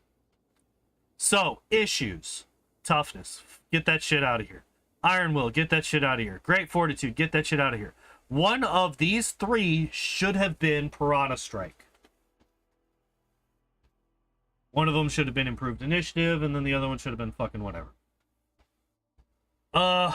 Confounding Blades, get this out of here. Replace this with Dispelling Attack. Double Debilitation, I would have replaced with Wearying Strike. Fast Stealth means nothing in this build.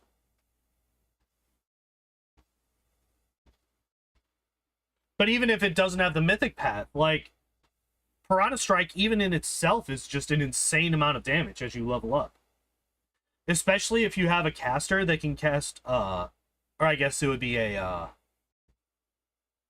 if you have a, an alchemist in the party that can cast, transformation on you.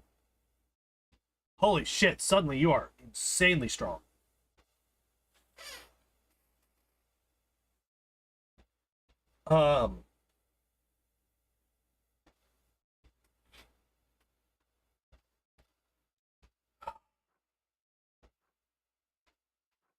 Yeah.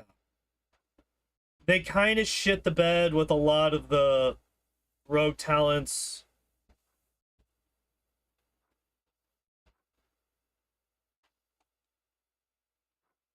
The feats, except for these three right here, are fine. But I'm not a huge fan of them. I definitely think that they could... Yeah, there's definitely... Again, it's way better than Rix. Still not a great build. And what the fuck is this Kukri fascination? They can't use them.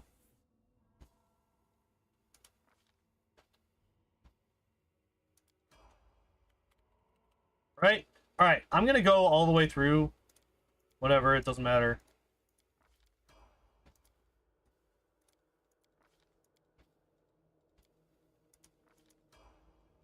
Alright. Fuck it, demon.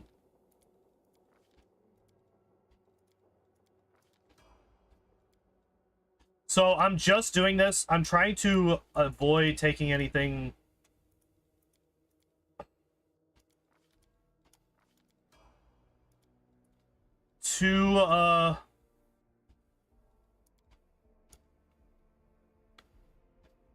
That's what I'm trying to figure out. That's what I'm trying to figure out. If finesse training gives you access to that, that's actually kind of broken. Because Elven Curve Sword is on there, and Elven Curve Swords are fucking strong.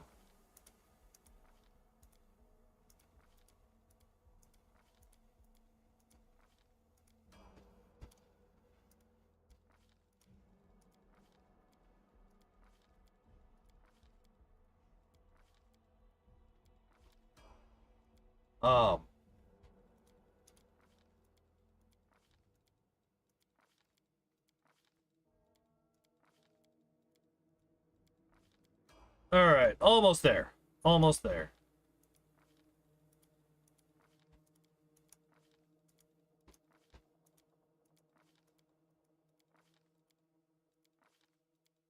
If finesse training does give you proficiency in that weapon, it needs to say it.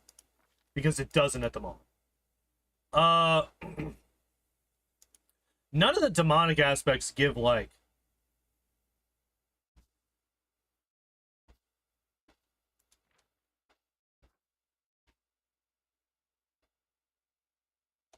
None of the demonic aspects give you, like, weapon proficiencies, right? I just want to double check.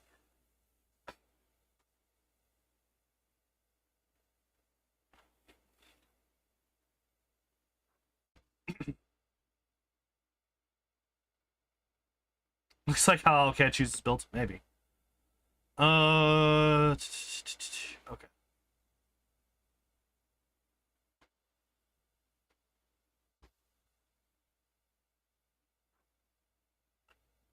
Um,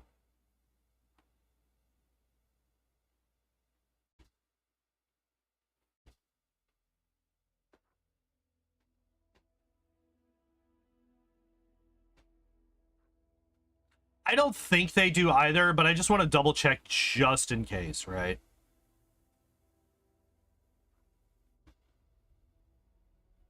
Yeah. Nope. All right.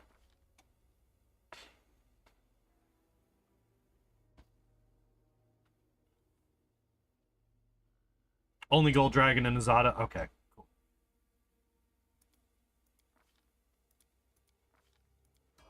All right. Now, I'm going to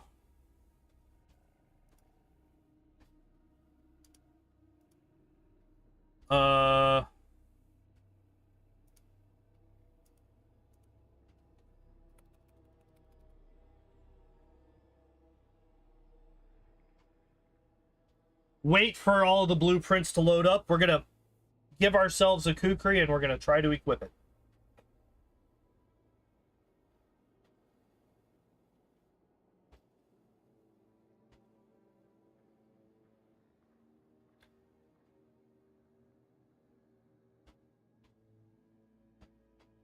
Uh, 8 o'clock. We definitely have time to do one more build.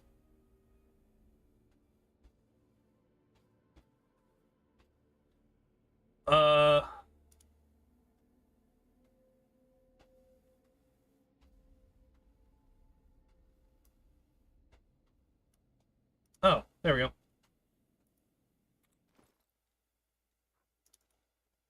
Nope. Nope. We cannot use them. We have a portion of our build that is absolutely useless because we cannot use the items that they chose. How's Weedle coming along? Weedle has not moved since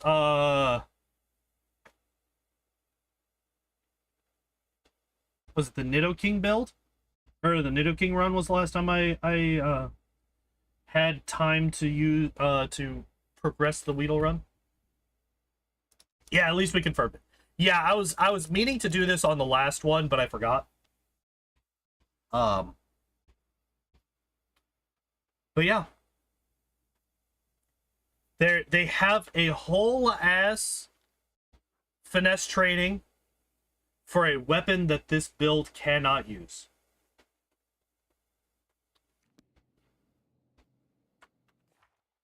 Unless you have exactly a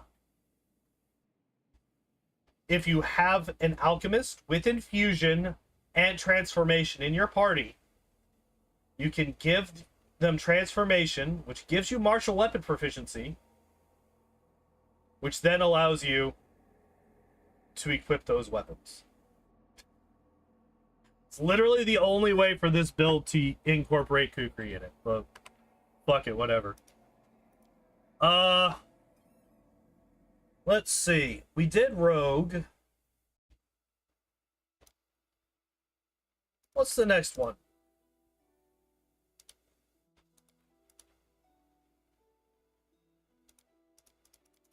Oh, god damn it, it's doing this.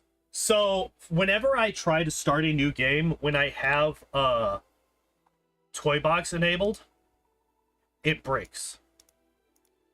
And I can't do it. It will not let me. I don't know why this is a thing. But it's just not going to let me do it. Alright, so we're going to have to exit. I'm going to have to restart the game. Which is fine. It's not that big of a deal. We just got to restart the game real quick.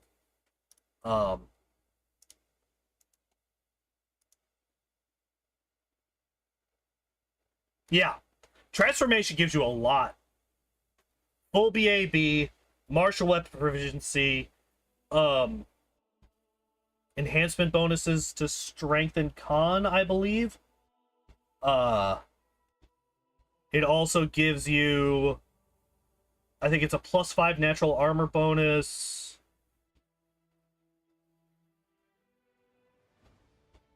I think that's all it does. Like, transformation is an insane spell.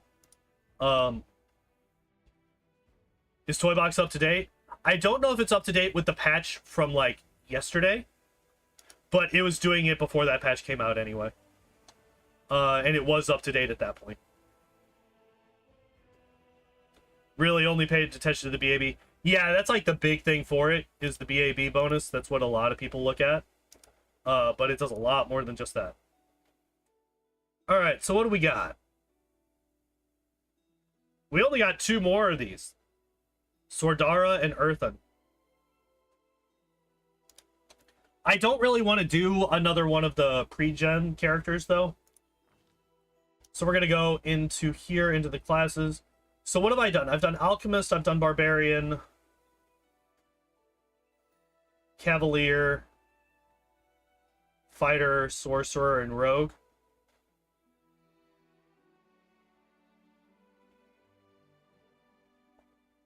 We just did Rogue. Do Monk?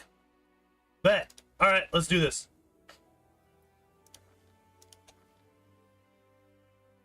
Dex and Wisdom. I'm actually kind of okay with this.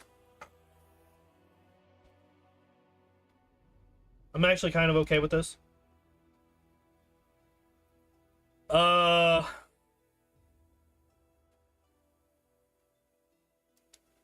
not a fan of this.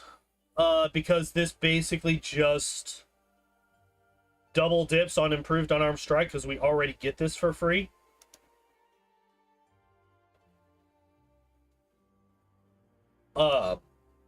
Fucking immediately toughness.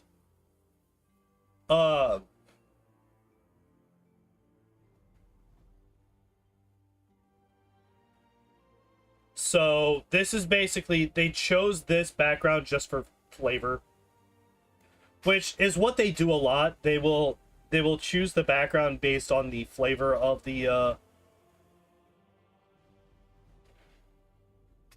like whether it fits the class, not. Oh, that hurts me. This does not. This I'm fine with. This hurts me.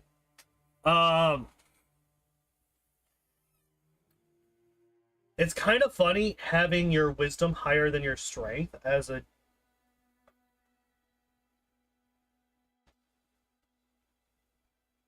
This is kind of a crazy build.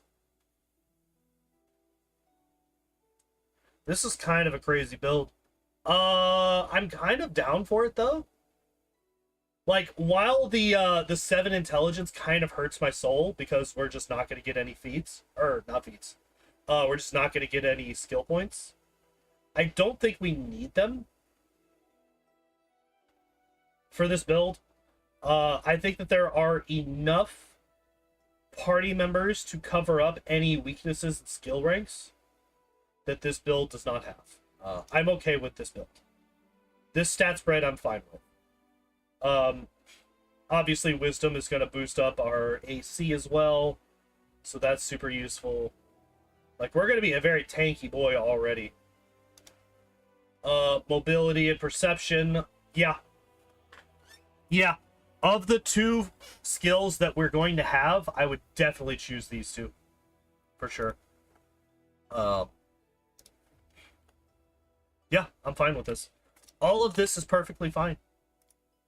Toughness... Right off the fucking bat, man. I'm actually alright with dodge. Honestly, what I would have done, if we're gonna go for a full defense, I would have gone dodge into crane style. Is what I would have done here. If we're going full on tank mode, dodge into crane style is way better than toughness into dodge.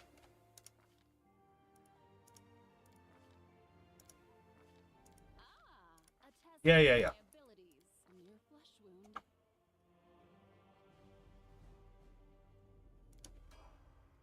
All right. Let's see how the rest of this build goes. Yeah.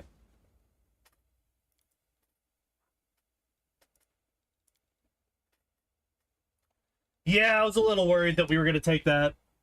Deflect arrows, I'm not a fan of, especially when Crane Style is sitting right here. I just really don't like this feat. It's, you avoid one attack per turn when, like, if you're getting shot, the vast majority of the time, there's going to be a lot of people shooting at you. So being able to guarantee deflect one is not as important as being able to more often avoid many. Right? If you have an 80% chance to avoid all of your attacks, even if you have a 50% chance to avoid all of your attacks, that's going to outweigh a 100% chance to avoid one. So I would definitely choose Crane Style over Deflect Arrows here. I'm not a fan of this. But for whatever reason, Owlcat does seem to really enjoy taking Deflect Arrows on tank builds, so we're just going to leave it.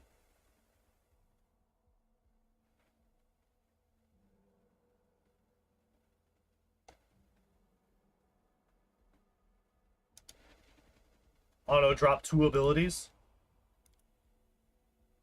Yeah. We do get power attack turn 3. Or turn 3. Level 3.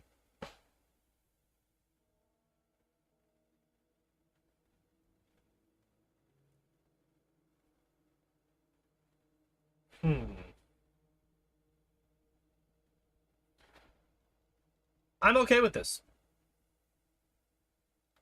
Like, so the problem with full-on tank builds is that they don't matter. A full tank does not matter. You have to also be able to do damage. Power attack allows you to deal damage. As long as you can hit, obviously. So I'm perfectly fine with taking power attack at level 3.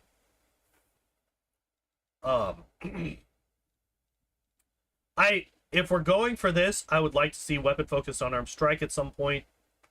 If we don't see weapon focus on arm strike, I'm going to be incredibly surprised. But for now, I'm okay with power attack.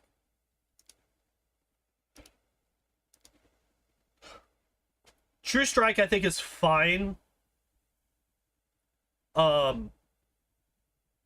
It allows us to get that power attack off more consistently. You can pop this before we go into combat, guaranteeing our first attack is going to hit. And yeah, just go from there. Unless you get a nat 1. Imagine casting True Strike and then rolling a nat 1 on the attack roll. It's like, oh, fuck off.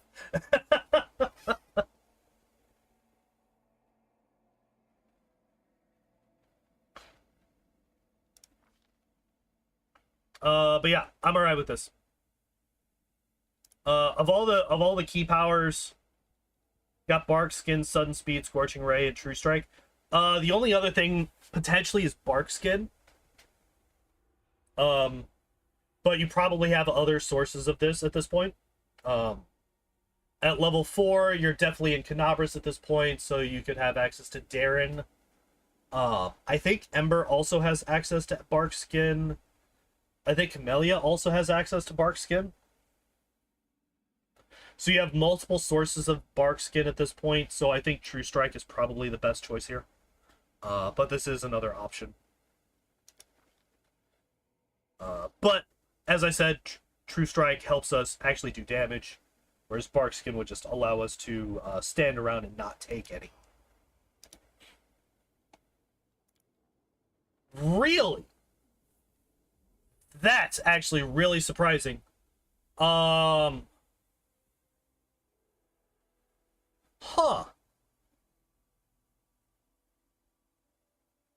I thought for sure that they were going to go full defense with this build. Dragon style over Crane style, huh? Alright. Alright. I like it. This is a pleasant surprise. So, like, whenever I build a monk, I definitely go full defense mode on the monk. Yeah, we got the 3 feats at the very beginning that were all defense, and then it's been all offense since then, which I'm fine with. Hammer blow here again.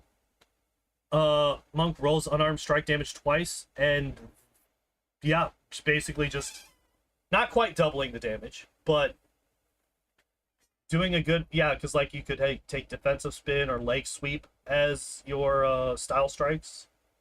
Like, honestly, it doesn't really matter. There's 4 style strikes and there's 4 choices, so eventually you're going to get all 4 of these. The only thing that matters is what order you get them in.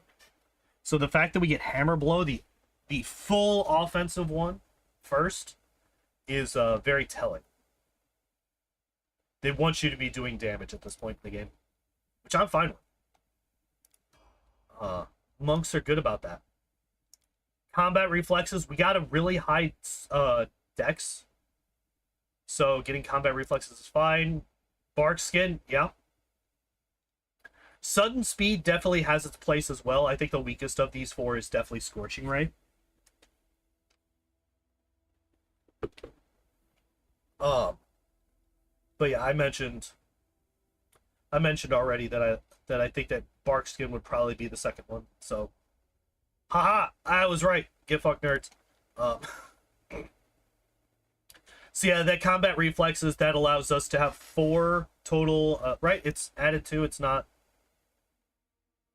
Yeah, and a number of additional attacks of opportunity per round equal to your dex bonus. So we now have a total of 4 attacks of opportunity per round. The problem is we don't really have 4 triggers for attacks of opportunity per round. We don't really have a way to force multiples of them. But that's fine for now. Dragon Ferocity. So the thing is, I know Crane Style very well. I don't actually know Dragon Style that well because I never use it.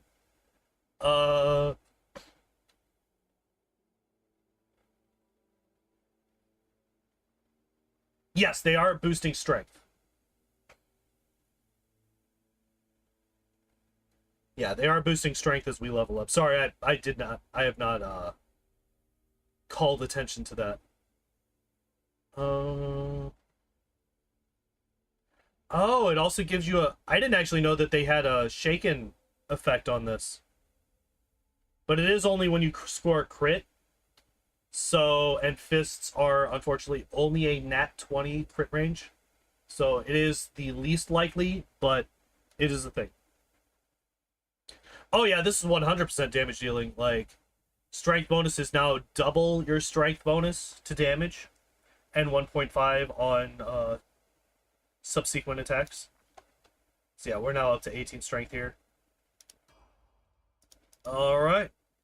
What do we get here? Abundant Step? I guess Abundant Step and speed, Sudden Speed are... They kind of do similar things. Not the same. They do similar things. Although Sudden Speed is, I think... I kind of like Sudden Speed better. It lasts for a minute, and it's just a flat-out boost your base speed by 30 feet. By the way, this stacks with Expeditious Retreat and other fast movement abilities. If you haven't seen my Inevitable Excess DLC speedrun, I actually do recommend it. It's like a 7-minute speedrun. It's like 7.5 minutes, 8 minutes, something like that. And it uses a monk, and holy shit, do you move fast. You keep Expeditious Retreat up, you keep Sudden Speed up, and you just fucking zip around all those fucking maps. It's crazy how fast you go.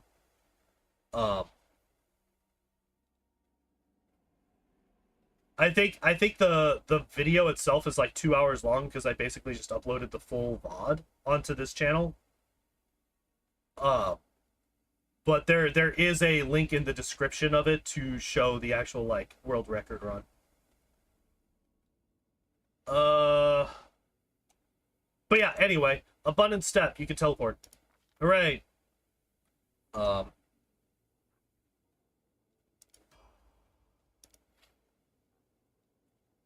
there's the weapon focus on arm strike. Very good. Shattering punch. So we have gone full on.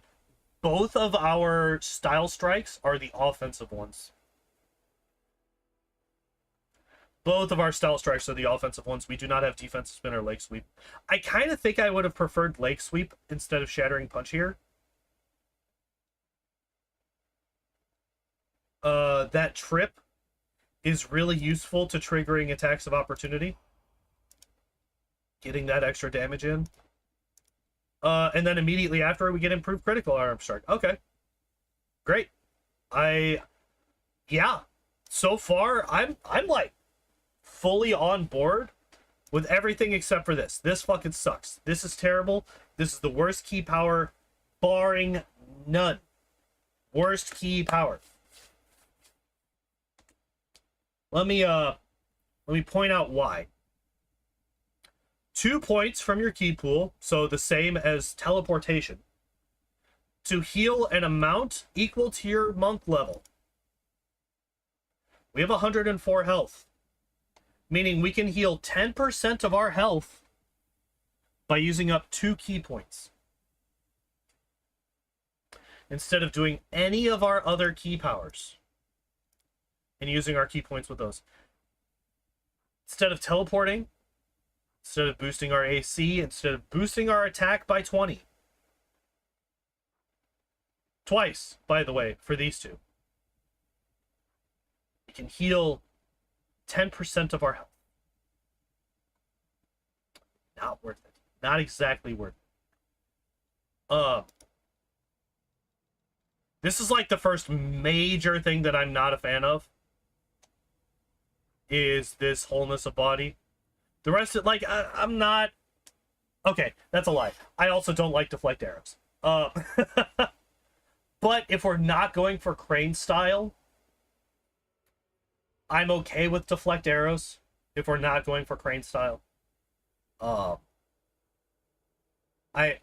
am more okay with deflect arrows. Let's put it that way. I am more okay with deflect arrows because like what we could do here. What else do we have? We have blind fight, we have improved initiative. I don't really think that blind fight or disarm or improved blind fight are that big. Like a lesser cure wounds? Yeah, kinda. It's like an almost max roll lesser cure for now. Like, obviously it does go up. We can at level 20, we can heal a whole 20 health. We can heal a whole 20 health at level 20 with this ability. It's super shit. But yeah, let's move on. It's real bad. Critical focus. I do. Okay, so this I disagree with. This I disagree with. I'm okay with improved critical, but with a originally nat 20 only crit weapon, I do not like focusing multiple feats on critical hits. Because the thing that I'm now worried about, I'm now worried that they are going to go into like blinding critical or staggering critical, one of those two. And they're going to focus too heavily on critical feats instead of taking other things that could help. Like, hell, take cleave. Go down the cleave feat route. Like, that's just a lot of extra damage. And you're going to be doing a lot of damage with this build. So far, at least. Could go improved initiative.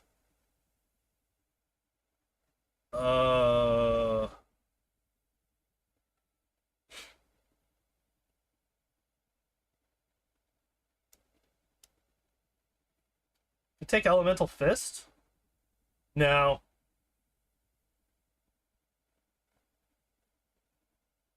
No, I don't think you would want the elemental fist, right? Because then you would require a ascendant element for it to actually be able to do anything in later levels. Lunge could take lunge, since we aren't really going for a like a super tanky build. I mean, like, the thing is that the fuck? Lies? This is just not correct. What the fuck? Why is this?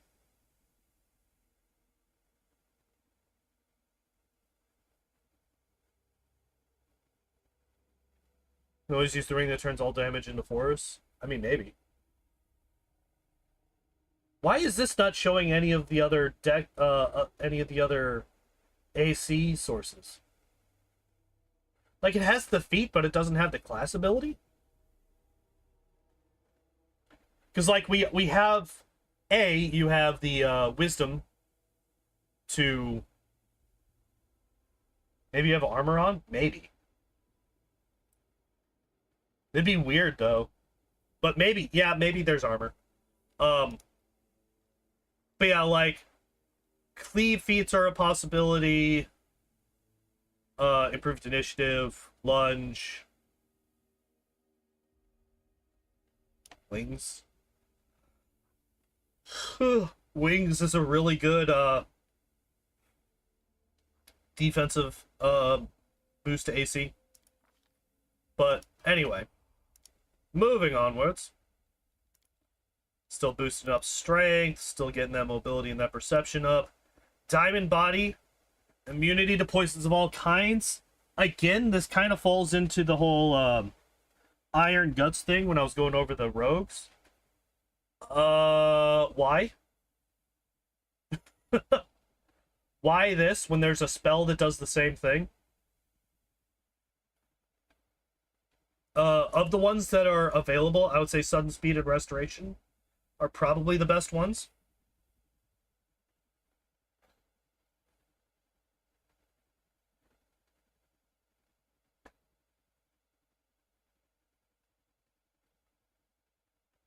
Because this is full restoration. It's not greater, but it is full restoration. And we get it for free. And by that I mean there's no diamond dust cost. So it's just key points, which we get every day. I would much rather spend key points than diamond dust on something like that. So yeah, sudden speed or restoration over diamond body, because there's just, you know, just cast delay poison. Just cast delay poison, guys. It's a good spell. Just use it. Use it all the time. Have it up at all times, forever. Have it as part of your basic buff rotation.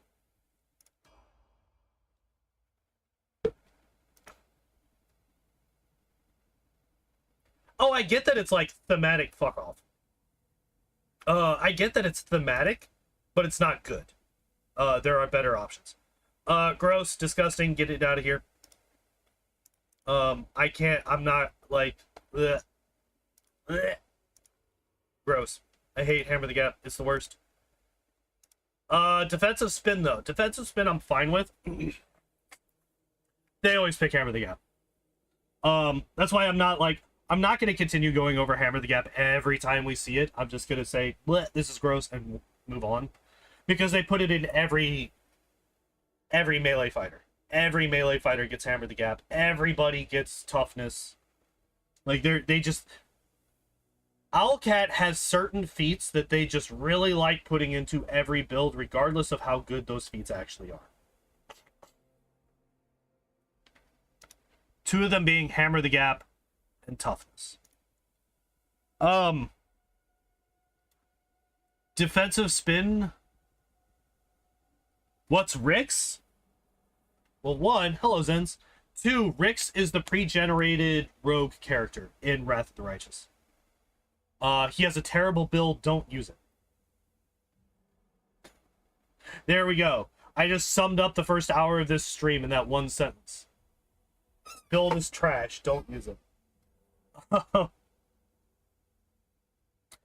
Um, so I do kind of not like the fact that we took defensive spin here instead of leg sweep. I would much rather have preferred leg sweep here. They're one and the same? No. So, the pre-generated characters, so there's like there's that list of like, I think it's like 7 characters. And then at the bottom of that list, there's create a custom class. So the pre-generated characters have a different build than the custom class builds. And like, so we found that out with the Tailin and the Cavalier builds. We found that out with Unilard and the Fighter build. We found that out with Angie or Angie. I don't actually know how to pronounce that.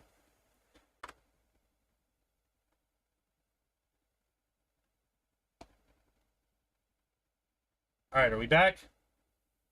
We're back. Okay. Lagged out there for a second. But yeah, they do have differences. Some of them are quite drastic. And the majority of the time, I end up being very angry at one or the other. Or both. A lot of times it's both. Especially with the Cavaliers. The Cavaliers made me very, very upset because they're both trash. But yeah, I would much prefer leg sweep here than defense spin. Defensive spin, it is good.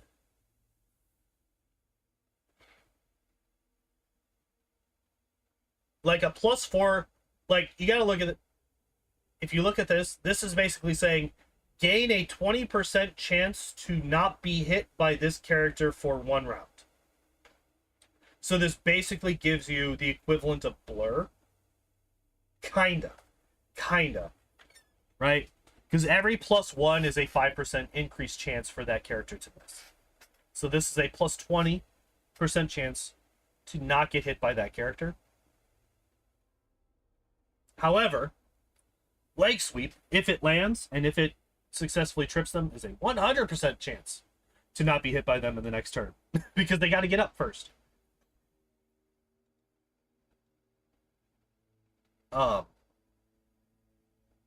And this also allows you to get an extra attack in. So I would much prefer leg sweep over defensive spin here. Although defensive spin is still good, it's just not what I would prefer. Like literally all of these are good. All of these are good. Hammer blow doubles your strike damage, which at this point is extensive. Shattering punch ignores damage reduction, which is really fucking good, especially in the later game. And then we just discussed why defensive spin and leg sweep are both good. Like I like all 4 of these. They're all really good in their pockets. When they are useful. You just gotta be able to swap between them as needed. Hammer the Gap though, trash. Absolute garbage. Diamond Soul is pretty good. Spell resistance. Monk level +10, so that is a little bit low, I believe, on the, actually, no, I think that's about mid. Like, really good spell resistance is like 16 plus caster level.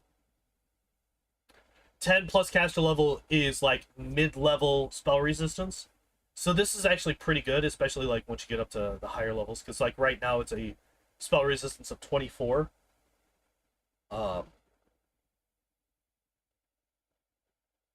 So yeah, I'm okay with Diamond Soul. Out of all of these, like Cold Eye Strike, Poison, Scorching Ray, Shout, and Spit Venom are all kind of bleh. They're kind of not good. Sudden Speed is still really good. Restoration I still like a lot as well. So hopefully we see those at some point. So this is a bonus feat, so we are a bit limited in our options. But do we want Blind Fight here? How often do you come across gaze attacks? And more importantly, gaze attacks that matter? Very, very rarely, right? I know the Ravener, I think it's Ravener spiders. The big boy spiders. They have a gaze attack that can petrify. But beyond that, I can't really think of any other gaze attack characters. And as you can see where my mouse is, I would much rather prefer a different ability here. But that's just me. I like initiative. Initiative is really good. Getting a higher initiative means that you can potentially knock out enemies before they get a chance to attack at all. So I'd much prefer an improved initiative. But blind fight is fine, I guess. I guess it's fine.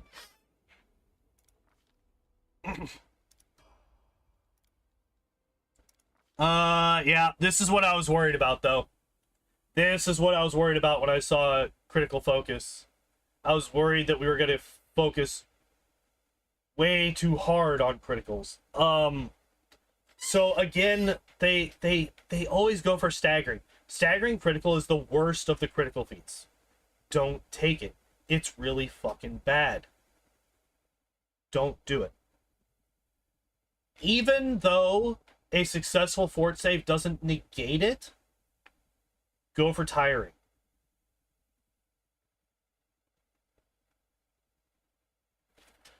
Go straight to improved blind fight. That's not. Yeah, that's not the only class that can do something like that. There are classes that can go straight to improved uncanny dodge without getting uncanny dodge. So yeah, it is unusual but not unheard of for something like that to happen.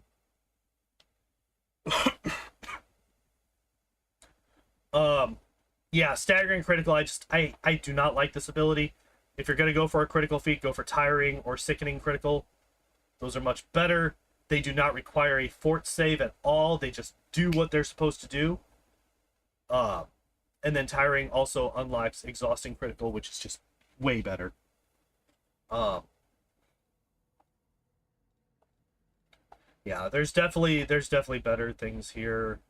Like I said, we still don't have lunge. We could still take improved initiative. Dragon roar. Cleave feats, like with the, I mean, well, at this point I wouldn't go for cleave feats because we just don't have enough feats left to get all of them. I mean, I guess you could just go improve cleave and then cleaving finish, and not go the second tier. But staggering critical, kind of trash. Not a fan. Do not like. This is another one that's really bad. This is also really bad. For the same reason that I've said that things are bad whenever they say fort save. The vast majority of the enemies that you're going to be fighting in this game have very, very good fort saves. Almost every single demon has a really good fort save. You do not want to focus on them in this game. Unless you're like Nenio, that can focus many things into boosting up her save DCs to get over those fort saves. So like that's why Nenio's like Phantasmal Killer and her weird spells are so powerful, is because she has ways to boost up those save DCs really high. You don't really have this as a monk. It's just going to be this. DC 10 plus half your level plus your wisdom modifier. So at level 20, wisdom's a 4. Let's give you the benefit of the doubt. So you got a +6 headband on.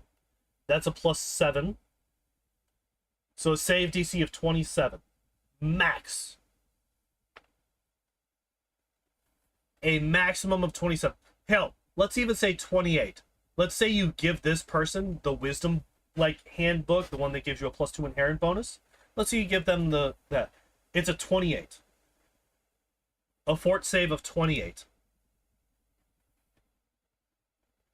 It uses up 4 key points for 1. 2, only a DC 28.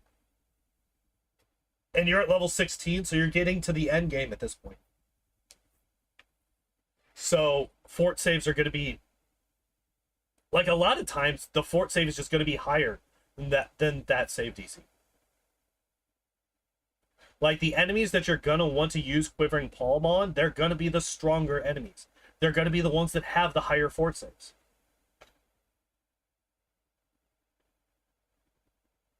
So you're not going to want to use this. It's just really bad. Get sudden speed.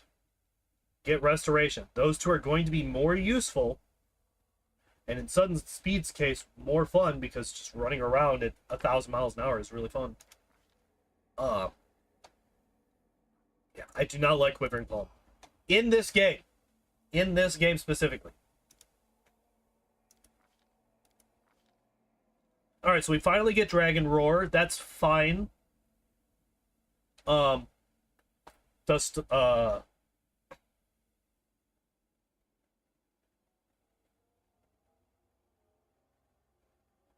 yeah. Yeah, when he rolls a 1, a 5% chance to one-shot Discari. You know what a better way to one-shot Discari is? Be a Cavalier and charge him.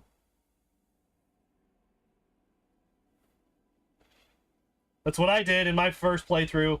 I was on normal difficulty. I charged Discari and one-shot him with my Cavalier.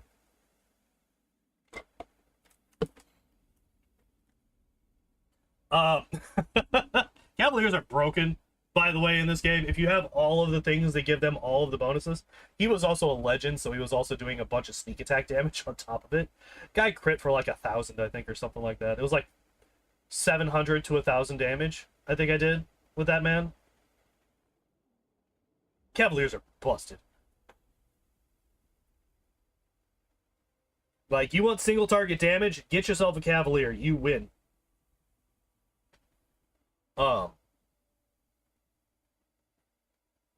Yeah, Dragon's Roar is fine. It's like the one major AoE that we have. AoE is really good. It's good to have. You want AoE. Even if it is, you know, just an option that you have, having that option is really nice. You are doing your unarmed strike damage to everybody inside it.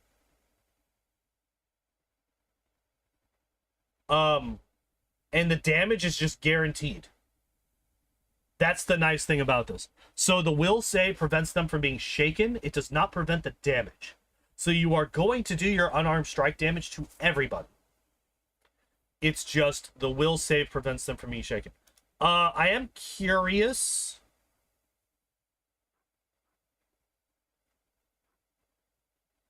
Okay, so at this level, at level 17, doing 2d6. Oh, no, I'm sorry.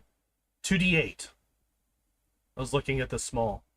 And then if you're large, which a lot of the times you're going to want to have a, at least enlarged person, and at level 17, most likely legendary proportions. So it's going to be 3d8 or higher.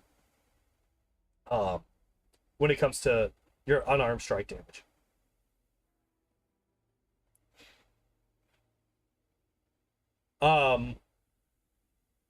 Now the question is, does this add in any of your bonuses? Like, is this your full unarmed strike damage? Like, do you get your strength bonus and, like, power attack bonuses and all that stuff? Or is it just that, you know, if you're a large character, is it just that 3d8 flat? That I don't know. Obviously, one is way better than the other.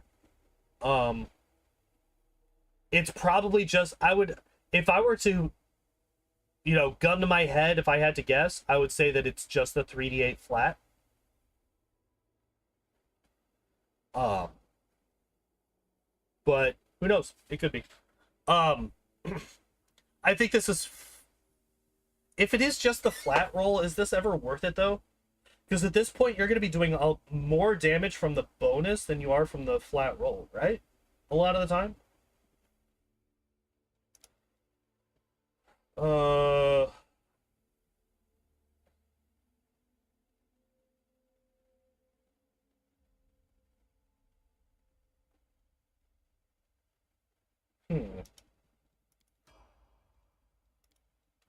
I'm actually very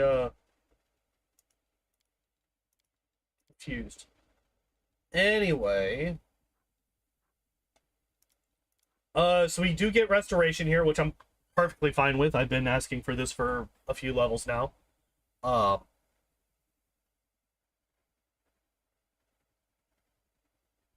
better early game feat instead of cleave. Does it have any requirements? I mean, outside of being a dragon, I guess not, right? You could just take dragon style, dragon ferocity, dragon roar. Cleave has better follow-up feats. Yeah. Yeah, because the main thing about the main difference between the two is that cleave, I believe, cleave allows well, no, it's not even an I believe. I know that cleave gives you bonuses gives you all those bonuses. Strength bonus, power attack bonus, all that stuff. Whereas Dragon Roar, as red, does not seem to. Restoration perfectly fine. Improved initiative. I'm actually kind of surprised that they went with this, but I'm very okay with improved initiative as the feat that we get here. Yeah, I'm okay with level 18. Level 18 is pretty good. Level 19, we get improved blind fight because fuck it, I guess. I don't know why we get this. What would I have liked to have seen instead? It's a little late to do a lot of things because you only have 1 feat left. So what is 1 feat that we could take that would be worth it? Wings.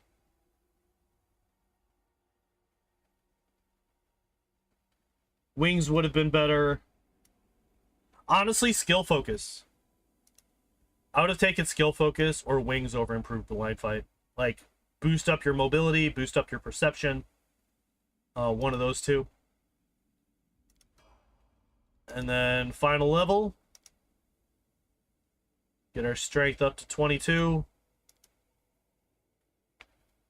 Rogue or monk, who did it better? Actually, turn this fan off. It's getting a little bit chilly.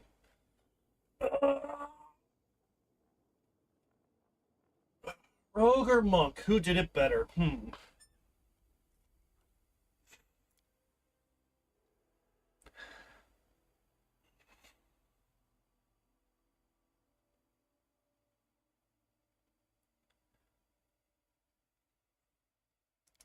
It's kind of hard to say. I'm a little sad that we never got sudden speed.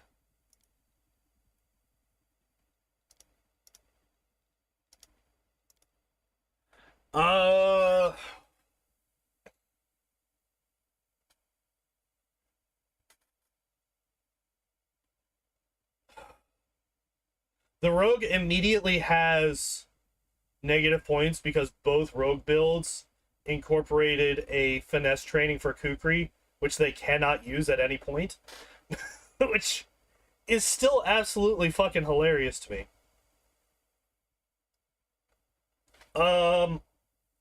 But I think the rogue is a better build. I think the rogue is a better build because if we're talking about doubling up on stuff or doing stuff that doesn't matter, the background of this character doubles up on improved unarmed strike. So that's wasted. So you're basically wasting a feat there. Or a class ability, however you want to look at it.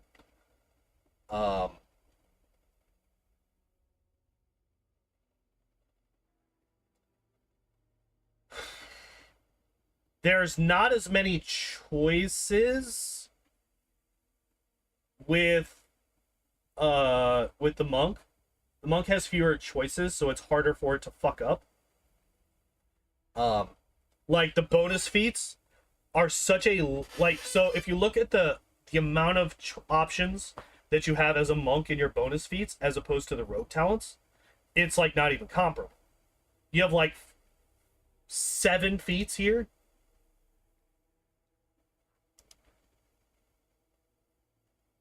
Like you got 1, 2, 3, 4, 5, 6, 7, 8, 9, 10. You have 10 total options, and you don't even have all of them to begin with, right? To begin with, you have 6. Combat reflexes, dodge, crane style, blind fight, improved initiative, to deflect arrows. So you only really have 6 options to begin with, whereas you have double that or more when it comes to rogue talents, and that's not even considering the combat feats that you have access to as a rogue talent.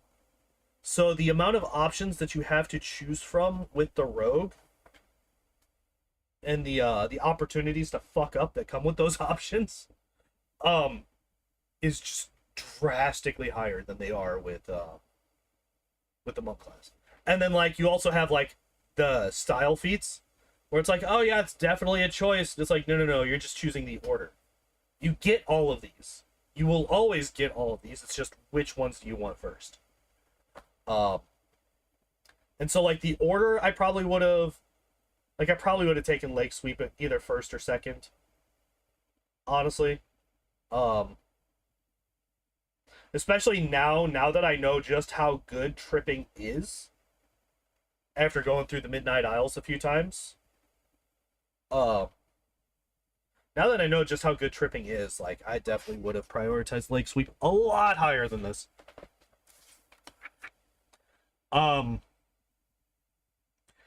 It does focus a bit too hard on critical hits on a 19 to 20 crit range weapon. It also takes the worst of the critical effects with staggering instead of sickening or tiring. I think that improved blind fight is completely wasted. I don't think that this actually does anything at all.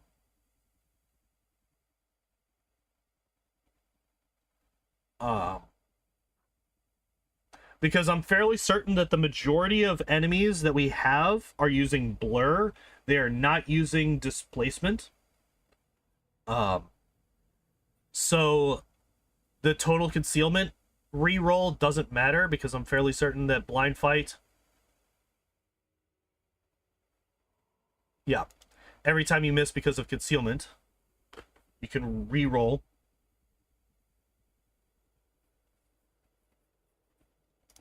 Whereas this is well, it does allow you to ignore the mischance for blur attacks. I don't know. I don't think that this gives you enough of a benefit for it to be worth it. When there were other feats that could have been taken.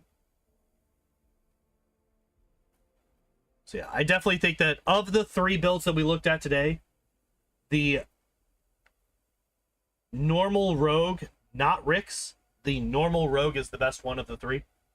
Probably followed up by the monk, with Rix coming up in the rear, because holy fuck, that build was bad. But yeah, I think that's gonna be it for me today, guys. Because it is now 9 o'clock. I do have to go get ready to go to work. Tomorrow we're gonna be doing some Dad of War. We're continuing through that. I don't remember where the hell it was that I left off last week. So I can't even say what to expect because I don't know. Also, I'm going through this game blind, so I have no idea what comes up next, story-wise. We might continue exploring the lake that we were in, because we had just gotten to the big-ass lake, and we were doing a whole bunch of exploring, doing all the side stuff that I found there. We'll probably continue that, do some side quests and stuff, and then eventually get back around to continuing the main story. Off on Thursday. Friday, we'll be finishing up the Pikachu run and then rolling for a new Pokemon to figure out what we're gonna be running next. And then Saturday, doing the same. More Pokemon stuff. Something that I forgot to mention this entire stream. I am working on a thing I just started it last night, but I have decided to make it a sub goal. So I have a new sub goal. I'm currently at 225 subs on YouTube. If we can get this up to 300 subs, there's not going to be any time limit on this. This is just once we get to 300 subs, I will try Kingmaker unfair speedrunning again. I've only done it once. It was over a year ago, and to this day, it is the most popular video I've ever made. That video has like 19,000 views at this point, and still gets like 100 views. Not a day, but like 100 views a week or something like that. But I only did the one run. I never expected to do it again. But with all of the changes to the routing for the any percent run, I think we can incorporate some of those into the unfair speedrun. and yeah, eventually, potentially, maybe get that run down to such a time that I can actually do it in one stream. So that is my 300 sub goal.